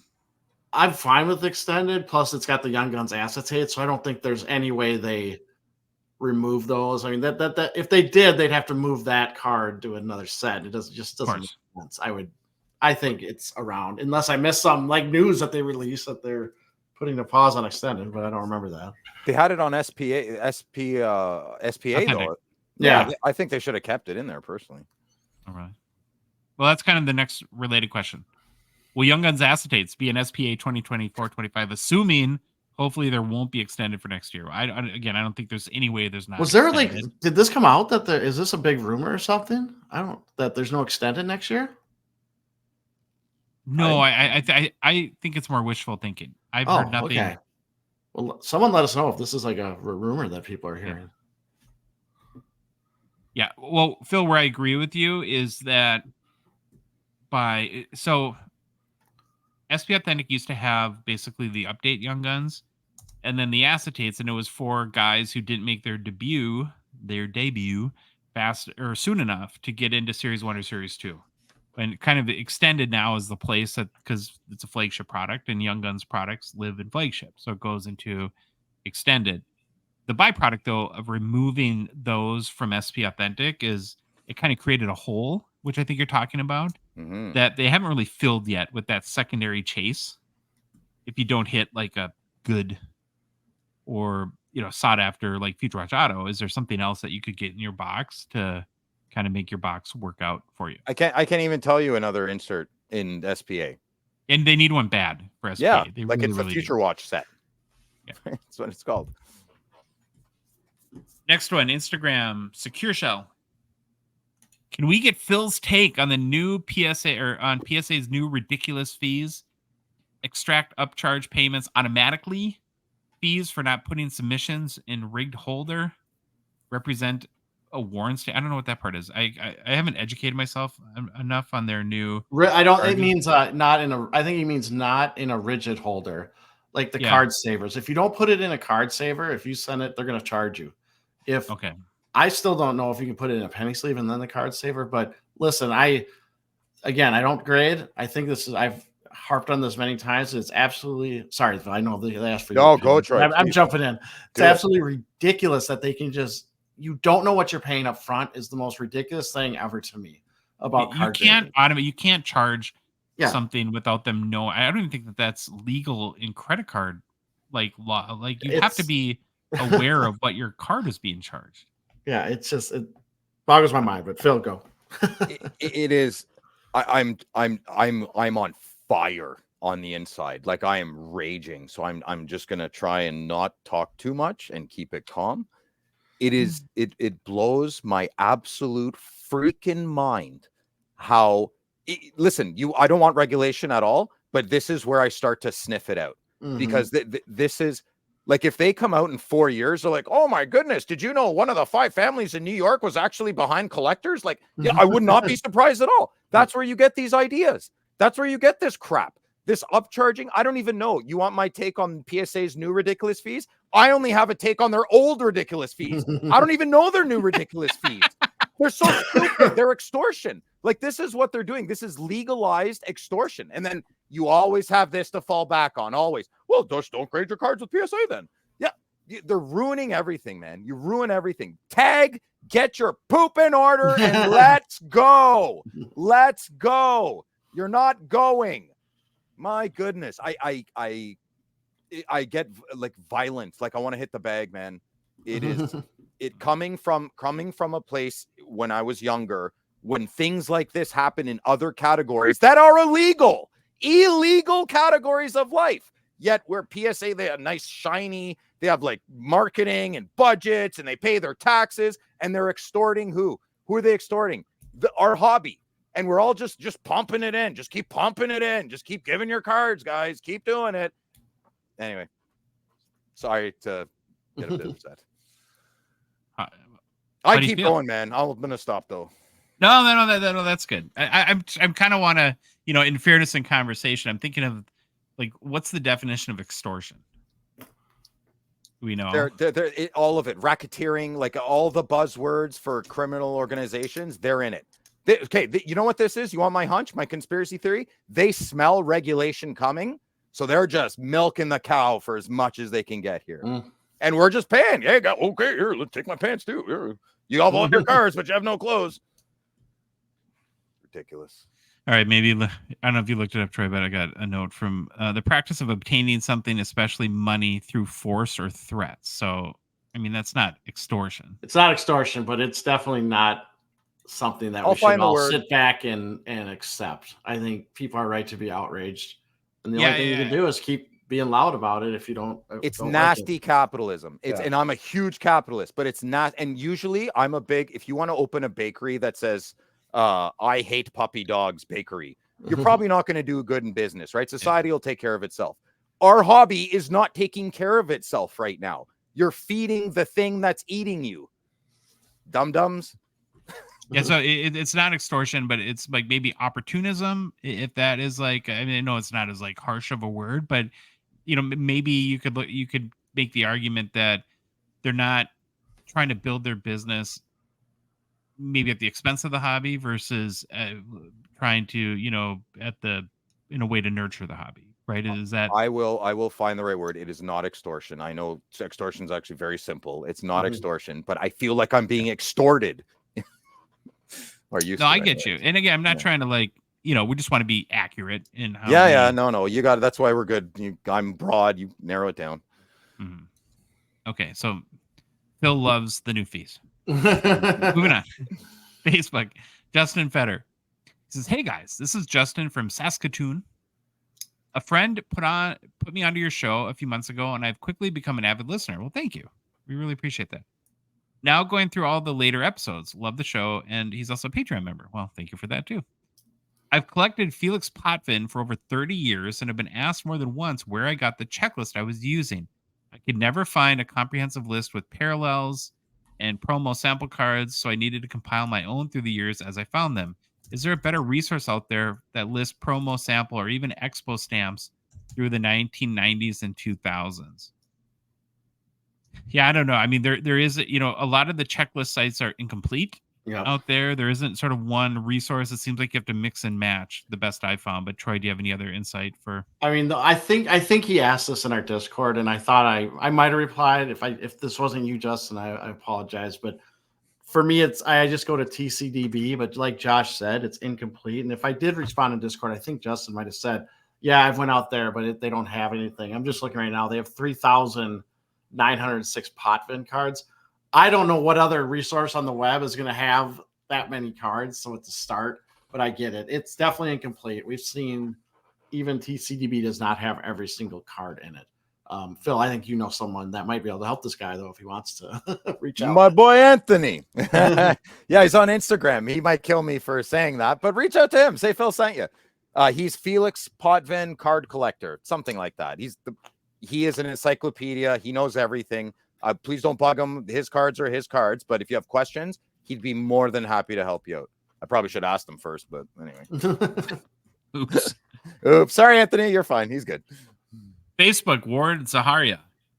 How long do you think before the fad is over and the interest prices are back to 2013-15 levels?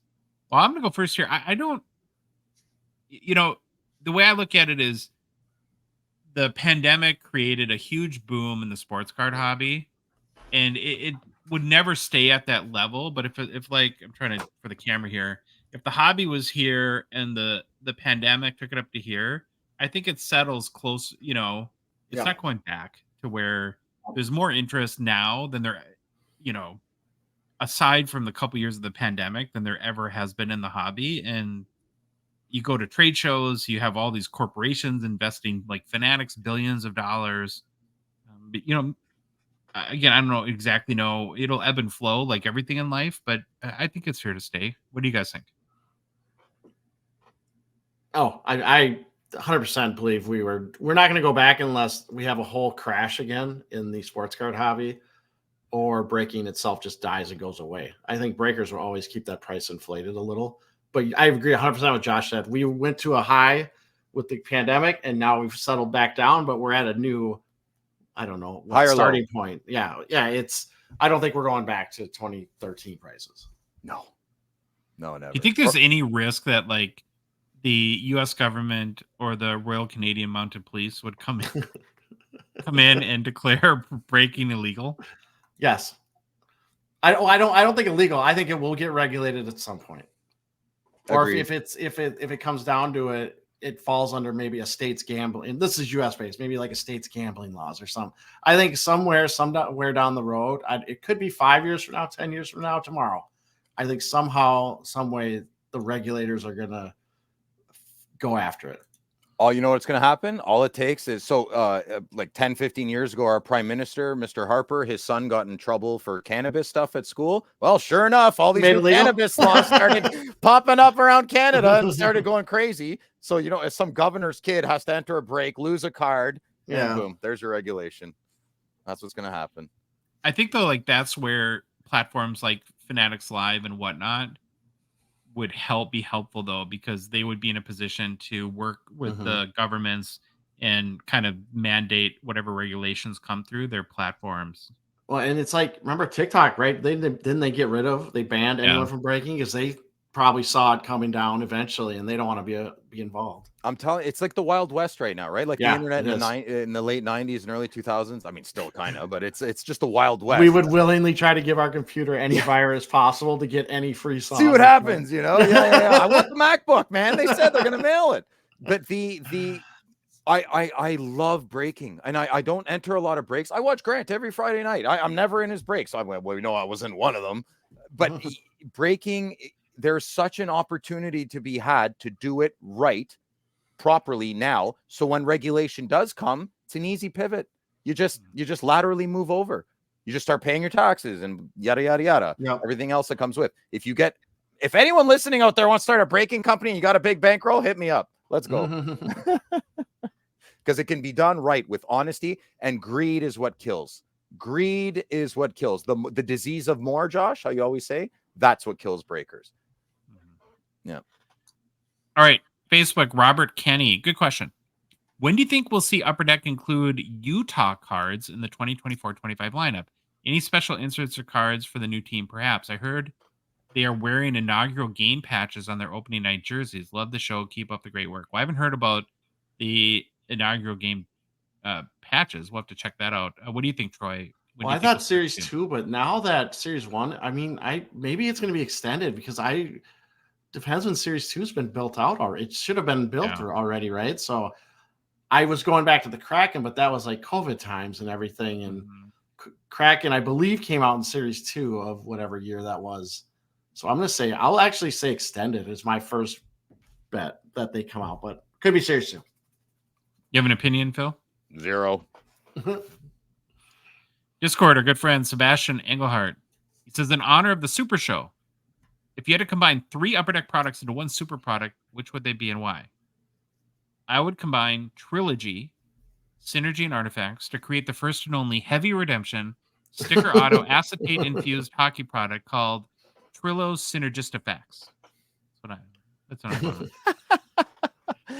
I love it. I love to have somebody, I think it was High Gloss CBJ in our Discord, responded that he would do Exquisite Splendor in the cup. Just pretty funny. So I have Trillo Synergistifacts. What do you got? I didn't come up with a fun name. I failed there. I would combine SP Signature Edition Legends, Parkhurst Champions, and Stature to create the Gongshow Troy set. We did come up with a name. Well, the Troy set. That's perfect. All 3 have Legends with autos, Parkhurst and Stature. Keep the current players in the set. It would be awesome. All right, I'm Exquisite, SP Legends, and the Cup. We'll all make a baby, and they'll call it Exquisite Legends. Nice, I love it. In a cup. Did you hear us when we pitched that to? I pitched that to Billy to do a Cup Legends. Yeah, it was awesome. Yeah. Would you buy that? Absolutely, yeah. Would Billy let me buy it? I hope they're still working on that stuff because SP Signature Editions Legends was perfect. Oh, I still have 2 boxes, Troy. I still have 2 boxes. Yeah. Should I bring them? Rip Party. Should I bring I'll steal them. Don't bring them. They're my traders, though. I want traders. Rip Party. Phil, think of the show. I want sandwiches and refreshments. Yeah, we'll trade him for seat at Rip Party. Let's go. Okay, all Instagram. Right. The sports card journey. Thoughts on the Swayman market? Pretty steady overall for a goalie. I think if or when he signs, big spike will happen. I mean, I don't know. If I had to, it's so hard with goalies, but he seems to be the most consistent young goalie. Although the situation in Boston surrounding his contract is totally bananas. Like, I don't think I saw the whole Spittin' Chicklets thing where, like, now the GM was chirping them for, like, I guess, you know, like not calling Swayman back or alleging that he wouldn't call him back. And he's chirping Spittin' Chicklets? Yeah. So I think that somebody on their show had thrown it out there that, you know, these negotiations are just so wonky that Swayman or Swayman's camp had called the Boston GM and he won't even return their phone calls. Maybe he misses Allmark so much he just wants to go to Ottawa and be with him. Yeah, who's Jeremy Swayman? Anyways, I only know who Linus Allmark is. I don't even know who this Sway guy is. I would say goalies overall in general are just not investable. They're so picky, finicky. And yes, Swayman, I just was looking at his charts. He's pretty steady where his values have been over the last 3 months, but it takes like one run of 4 bad games just to tank your market. So, yeah. Instagram, Stan Rips. What are everyone's top 3 favorite sets to rip? Phil, you can't say Parker's Champions. Okay, Troy, you go first. I did SP Signature Edition Legends, o-pee-chee Paper, and Flagship. I took out Parker's Champions because he didn't want Phil to do it, so I didn't want to do it either. I would, I would throw like Stature in here, but it's a 1-pack thing, and it's like, yeah, to me, it's over fast. It's not fun. Like, it's just over fast. But SP Signature Legend Editions, o-pee-chee Paper, and Flagship. Lots of cards, lots of cool stuff to rip through. So those are my 3. Phil. I went with o-pee-chee Paper. I love it. Panini Contenders. Ooh. Aha. And pretty much any of the first game used boxes. They're just awesome. All of them up until recently. Yeah. I put o-pee-chee Paper, Allure, and Flagship. Hey, Babalu, I got to throw you on here too. Do you got an opinion on this? Putting you on the spot. I've only opened 3 different boxes. So Upper Deck, Flagship, Parker's Champions, and don't even remember o-pee-chee Paper. Whew, controversial. Thanks, Babalu. I thought he was going to say sticker book or something. Oh, I see stickers. I love sticker books. I know they're great. They're just hard to peel on the corners. Yeah. Instagram, Rico Cards. I recently came across a speckled variant for Parker's Champions. Was this unannounced? Do all cards on the checklist get this version or only certain? In general, is there a way to see or identify unannounced cards? All right, Phil, we'll start with you. Yeah, it's crazy, man. I'm really liking e-Pack. I will never be one of them, but I'll always be a visitor. I'd like to be a long-term friend of the community. A little more humility here. I got hosed pretty hard. I spent well over 500, under 1,000, completing the. Man, I'm being too honest here. Completing the Speckled Legends set. I got them all. So I'll repeat that. I spent over $500, under 1,000. If you go look at the Speckled Legends now, you could probably get all of them for under $200. So I was new on e-Pack. I learned my lesson, and just be patient, man. You'll get most of the achievements. Most of them. There are obviously outliers, like the star rookies. I probably wouldn't wait on those. If you want a Connor Bedard, I'd probably grab that sooner than later. But most achievements on e-Pack, they fizzle out pretty hard, man. And I wouldn't say hard and fast, but over time. So it's been 4 months now. Parker's Champions has been released on e-Pack. I paid over 70%, 80% more than I should have. It's a hit. But yeah, any sparkled thing, right, is e-Pack. Yeah, if you see it sparkled, it's going to be on e-Pack. He had a question. Oh shoot, what's this question? He said, do all cards on the checklist get this version? So it depends if it's on e-pack. If it's on e-pack, I think they do get the speckled, but that's just me and being uninformed. Is there a way to see or identify unannounced cards? I don't think. Just be part of their community. They seem to know stuff. Yeah, I was looking through the checklist that they release, for the Parker's Champions.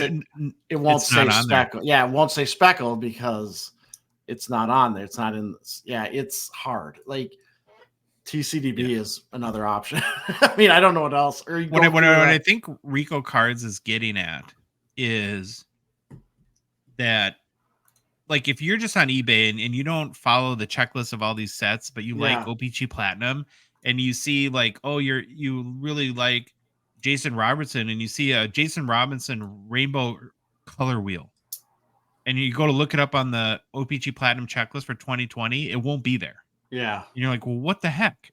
Because all these e-pack achievement cards they're only on the e-pack checklist. Yep. And so you kind of have to know.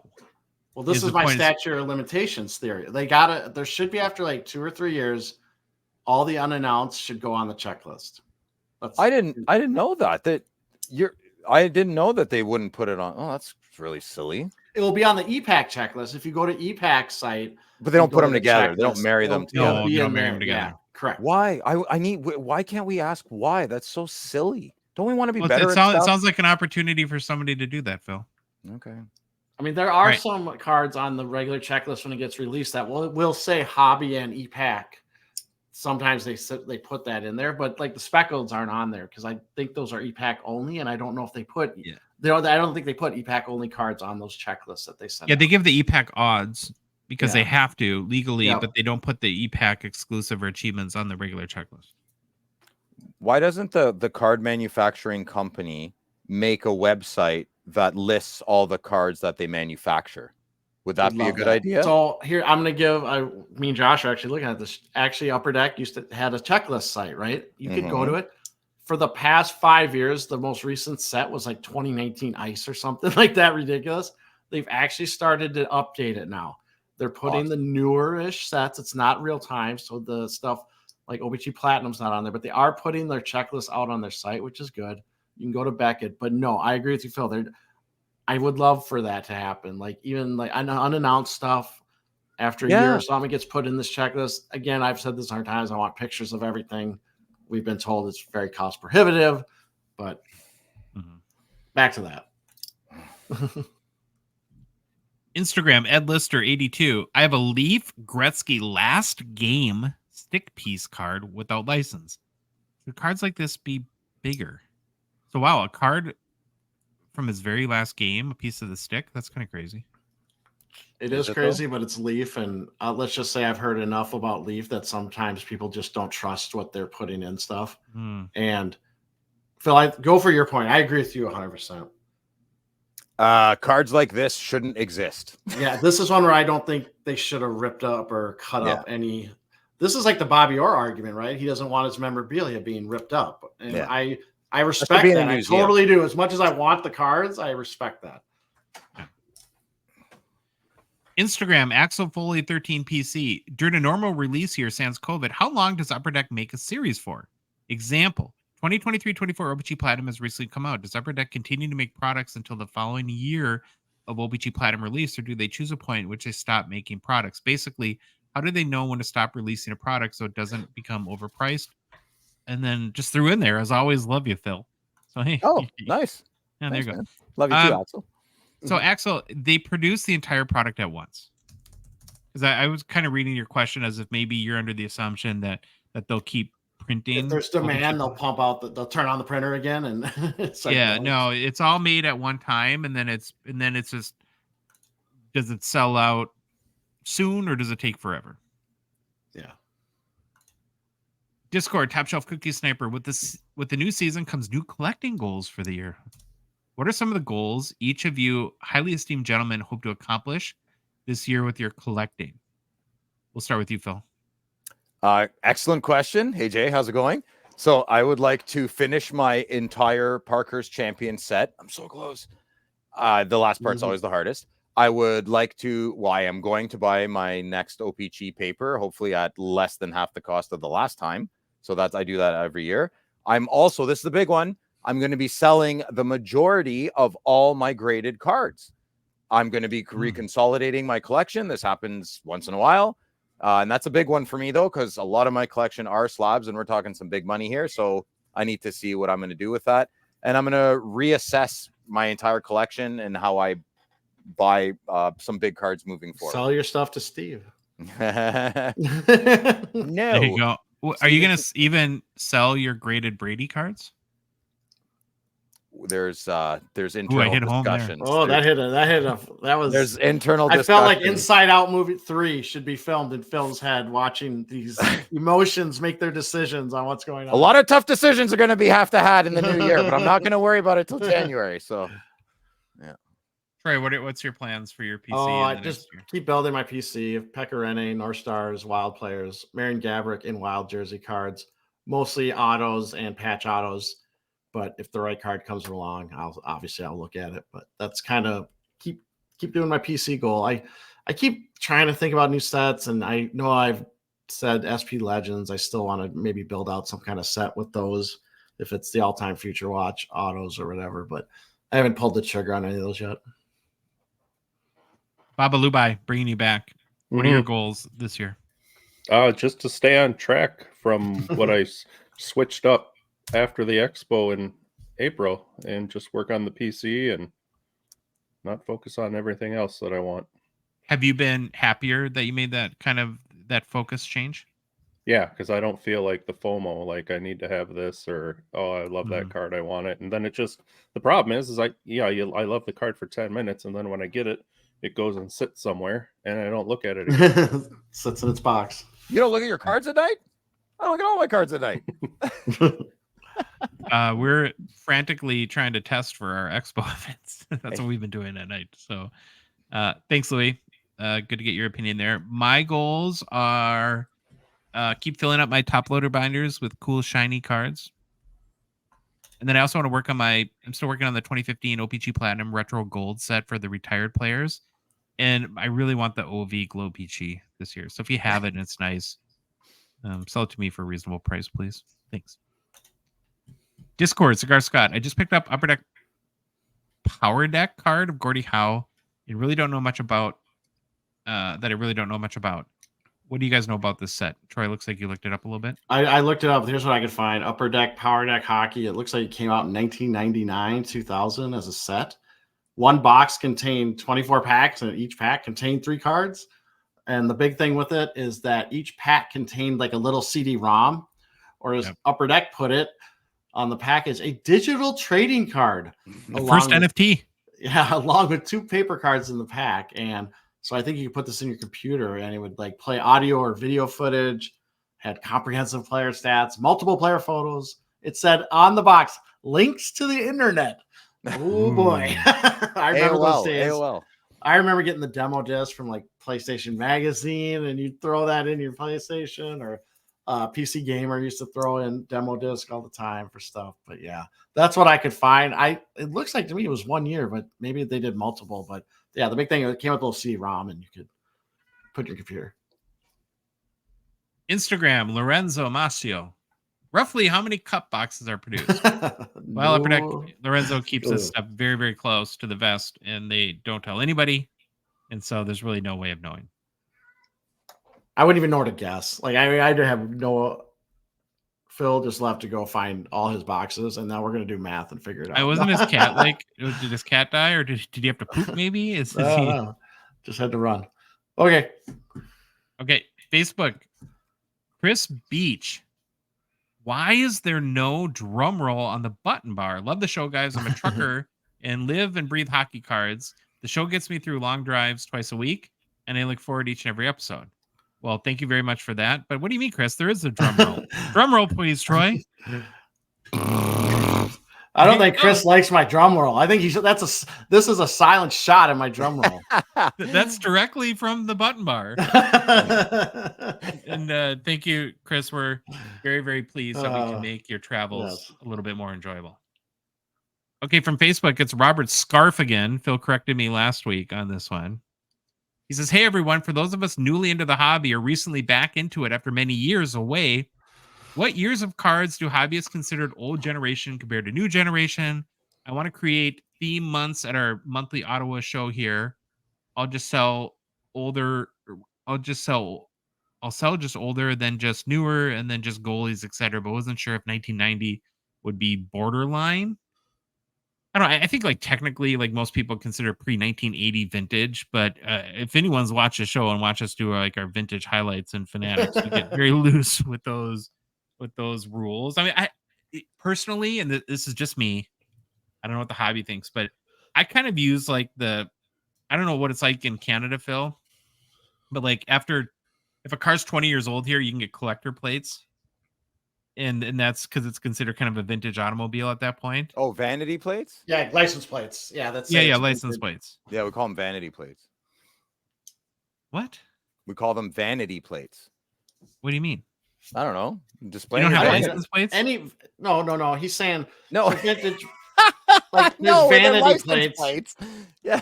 Where you can like customize them, right, or put a team on them. Yeah, a vanity plate is a customized license plate. Yeah, it's different here. It's a collector plate, meaning that you don't pay like as many taxes, like vehicle taxes. Cool. But it's for a car that's not driven as a daily driver, essentially. But it has to be at least 20 years old. Is your cat okay? Yeah, he's okay. Is he mad at you? He's okay. You guys need to have a conversation. We will soon if he keeps going. So my rule of thumb is like, honestly, for the hockey hobby, I kind of will stretch anything in the 90s at this point as vintage. But what do you guys think? I don't know. I've always thought when Upper Deck came in as my modern timestamp, and then my ultra modern is when the Cup started, and then I just make up the rest of it. Both, Troy. I'm with you. I'm like, 90, 91, obviously. I think 89, 90 was baseball Upper Deck. But then I'm like, no, vintage is pre 79, 80. Yeah, it's like I know I know I do when we look at vintage cards, I'll make up some pretty bad years, but in my head, it's like I don't think of 1988 as vintage, even though my definition I just said it would be vintage in my head, but I don't know. I don't worry about it. Baba Louie is afraid you're going to murder your cat, Phil. He's I'm pretty close. I'm pretty. Take it easy on the cat. Easy on the cat. Instagram, Sasky. I've been collecting some bigger name players since 2015. Since I can't afford all the rookies, I've been looking into inserts that are worth something post rookie season. Well, boys, in a world of hockey card inserts, it truly sucks. Unless you have a Jambalaya and a PSA 10, it's kind of hard to find an insert worth more than $100. Can you look into what are the 5 most valuable inserts from 2015? It's actually really pathetic what they're worth. Will these be worth anything in 10 to 20 years? I just feel like this insert value shows that we're in the insert junk wax era. So it's an interesting question. I don't know like 2015 inserts super well. We'll have to look into that. But if you're willing, Sasky, to go back to like 2012 Fleer Retro, that's like the greatest insert set ever made. I mean, it's like gold in there. And I know there's some in 2014, but yeah, there's nothing that jumps off my mind. And then Phil, you had in the notes like o-pee-chee Platinum, like white ice and seismic golds, but those are parallels. Those are not inserts. So you're talking like a 16-bit or a Jambalaya or essential credentials. What about like those what did I write? The SPX, the relics? Weren't the big R? Didn't the SPX have those relics? Would that be an insert? You know what I'm talking about? Maybe. Yeah. I don't know. I just don't. Nothing jumps. Maybe it was kind of like a, more of a parallel year with the McDavid and not real insert heavy. That I don't know, Troy. Is there anything that comes to mind there for you? You're on mute, bud. Sweet. No, I have nothing.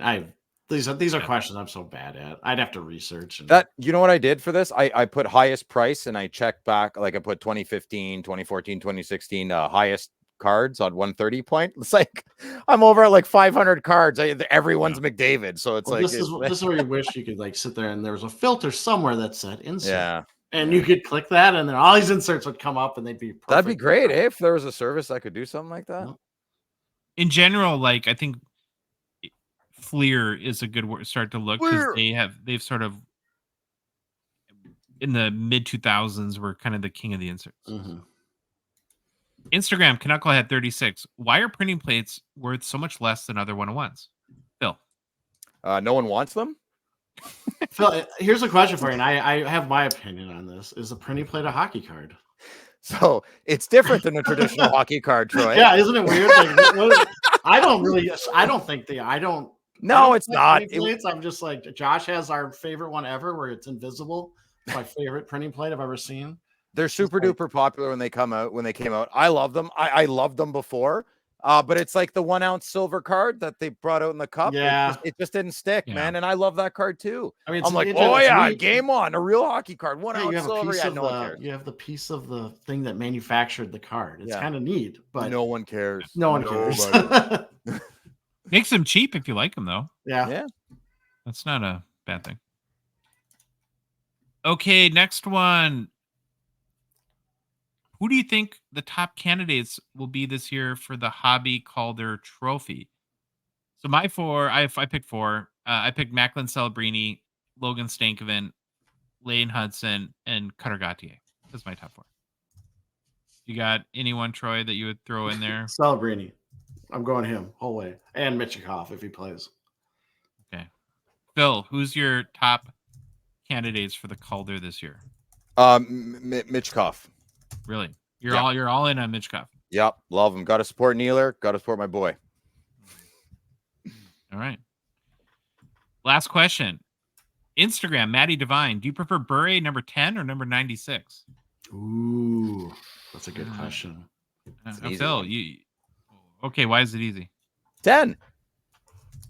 Right. Because Why? that was the number on my poster, and that was his first number, and the Russian Rockets number 10. That's how I see it, anyways. I think 96 is a cooler number, but I get your point. Definitely, yeah. I think he wore 10 a lot longer. I'm gonna go 10. Right. What about 9? Everyone forgets about 9. He wore 9? Yep, with the What? Rangers, 2001 through 2003. Hogwash nonsense. Did he even score a goal as a Ranger? Good I'm sure he scored a question. goal. Yes, Yeah. 19 and 12, so 31. Oh, that's a lot less than I thought he probably scored.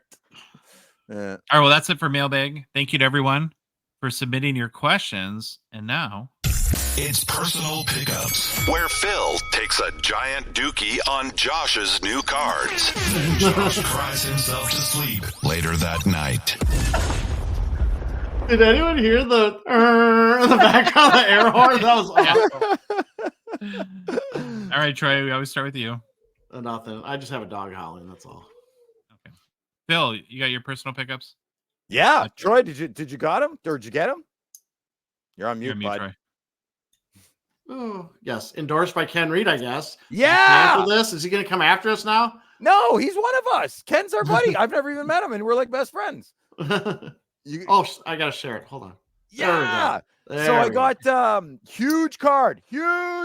What you're looking at here, good listening, is a Bobby Orr base card, Parker's Champions, but it's signed and it's not a sticker. He held this card, so it's Nice. fantastic. Yeah, and Ken Reed is showing it. Okay, next one. Is this your first Bobby Orr auto? Yeah, my first. No, I have the one. You remember? I got excited. I sent it a group chat. It was the one with the big pen. And it just kept fading, and it's so ugly. So yes, Josh, this is my first Bobby Orr autograph. Nice. And Ken Reed is presenting it. Yeah, the second best card. I get a random message out of nowhere. I thought I was getting scammed or something, but no, man, this guy's like, "Hey, would you be interested in a RPA of Brady Tkachuk Gold Edition out of 12?" I'm like, yeah, I don't know. Let me think about it. Yes, I only have 2 of them, so now I got 3. I'm so happy. 2 of them. Yeah, but they're ugly. They're ugly. This is a beautiful one. I had to pay almost double for it. And it's a bit controversial because Mitch Groppman said, no, it was Karn this week. Oh, did I make that wrong post? Anyway, I might have to make some apologies. But Karn was made a comment on Facebook saying how the golds are usually, or not usually, I got to be careful here. The golds for Matthews, McDavid, the big boys are usually more expensive than the regular RPA out of 99 or 249. So I made a comment and said, I don't know what I said, but we went back and forth. And I think Karn and I agree still at the end that there are certain outliers, but generally, and I'm going to use Brady Tkachuk as an example, his gold RPA, which is numbered less, is usually less, right? Less money, Yeah. a good chunk of money. But this one, I actually had to pay a bit more, which was a bit surprising, which would be more in Karn's favor. Just being honest about it. Usually the golds, and I don't know why, but usually you pay less. But I paid more for this. Isn't it nice? You guys aren't saying anything. It's it looks beautiful. Great. I'm so like gun shy though with these patches. I always think, I know. I think the worst, and I hate it. I hate that I think like that. Yeah, but it's like, I hope it looks great. It's no. You're the patch fatalist, Troy. I know. Yeah, listen, but Troy has good reason. There's a lot. The late 2000s and the early teens, man, just right, and it's like two guys. It's like two guys, and as soon as they dip into other sports, a lot of the exquisite patch autos from 2009 are because it was in a basketball set. Yeah. Not saying basketball people are bad. Maybe I am. Is that it or anything else? Well, I got that's anything of merit. Okay. I got two kind of smaller cards. First one's a 2023-24 o-pee-chee paper. Kirill Kaprizov retro black border out of 100. Boy, it's funny. Once platinum comes out, this is like $12, Troy. Yeah, Louis, I thought I found, am I on mute again? No. I thought I found one of these it was a different card. Never mind. I thought I had found this in a dollar box, but it was I'm such an idiot. It was a Lunchbox Heroes one. Not in the same realm with this one, but yeah. I just love these black border great looking cards. And had to pick it up. And then Golden Gopher Logan Cooley had to pick up the 2023-24 o-pee-chee Platinum Retro Rainbow Parallel. It wasn't too expensive, but I actually like love the retro design, and I love the Rainbow Parallel. It's just kind of a card I wanted to. So didn't wait, just jumped on it right away. Ish. You don't like it? No. Oh my God. Now you too, Louis? I like it. It's better than that card Phil just bought, but what? You're insane, man. Oh, yeah, no, that's fine. That's fine. This one? You find me a better out of 12 than that. Yeah, shots are getting fired back harder.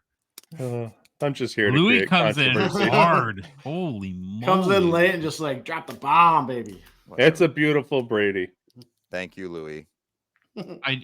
Since Louis, you are here, you came in sort of mid-show and you missed our announcement with both our Expo studio in conjunction with Slab Sharks and then Rip Party.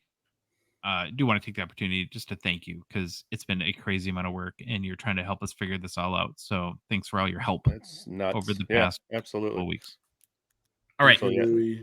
No, I have no pickups. I haven't had time. Nothing. No.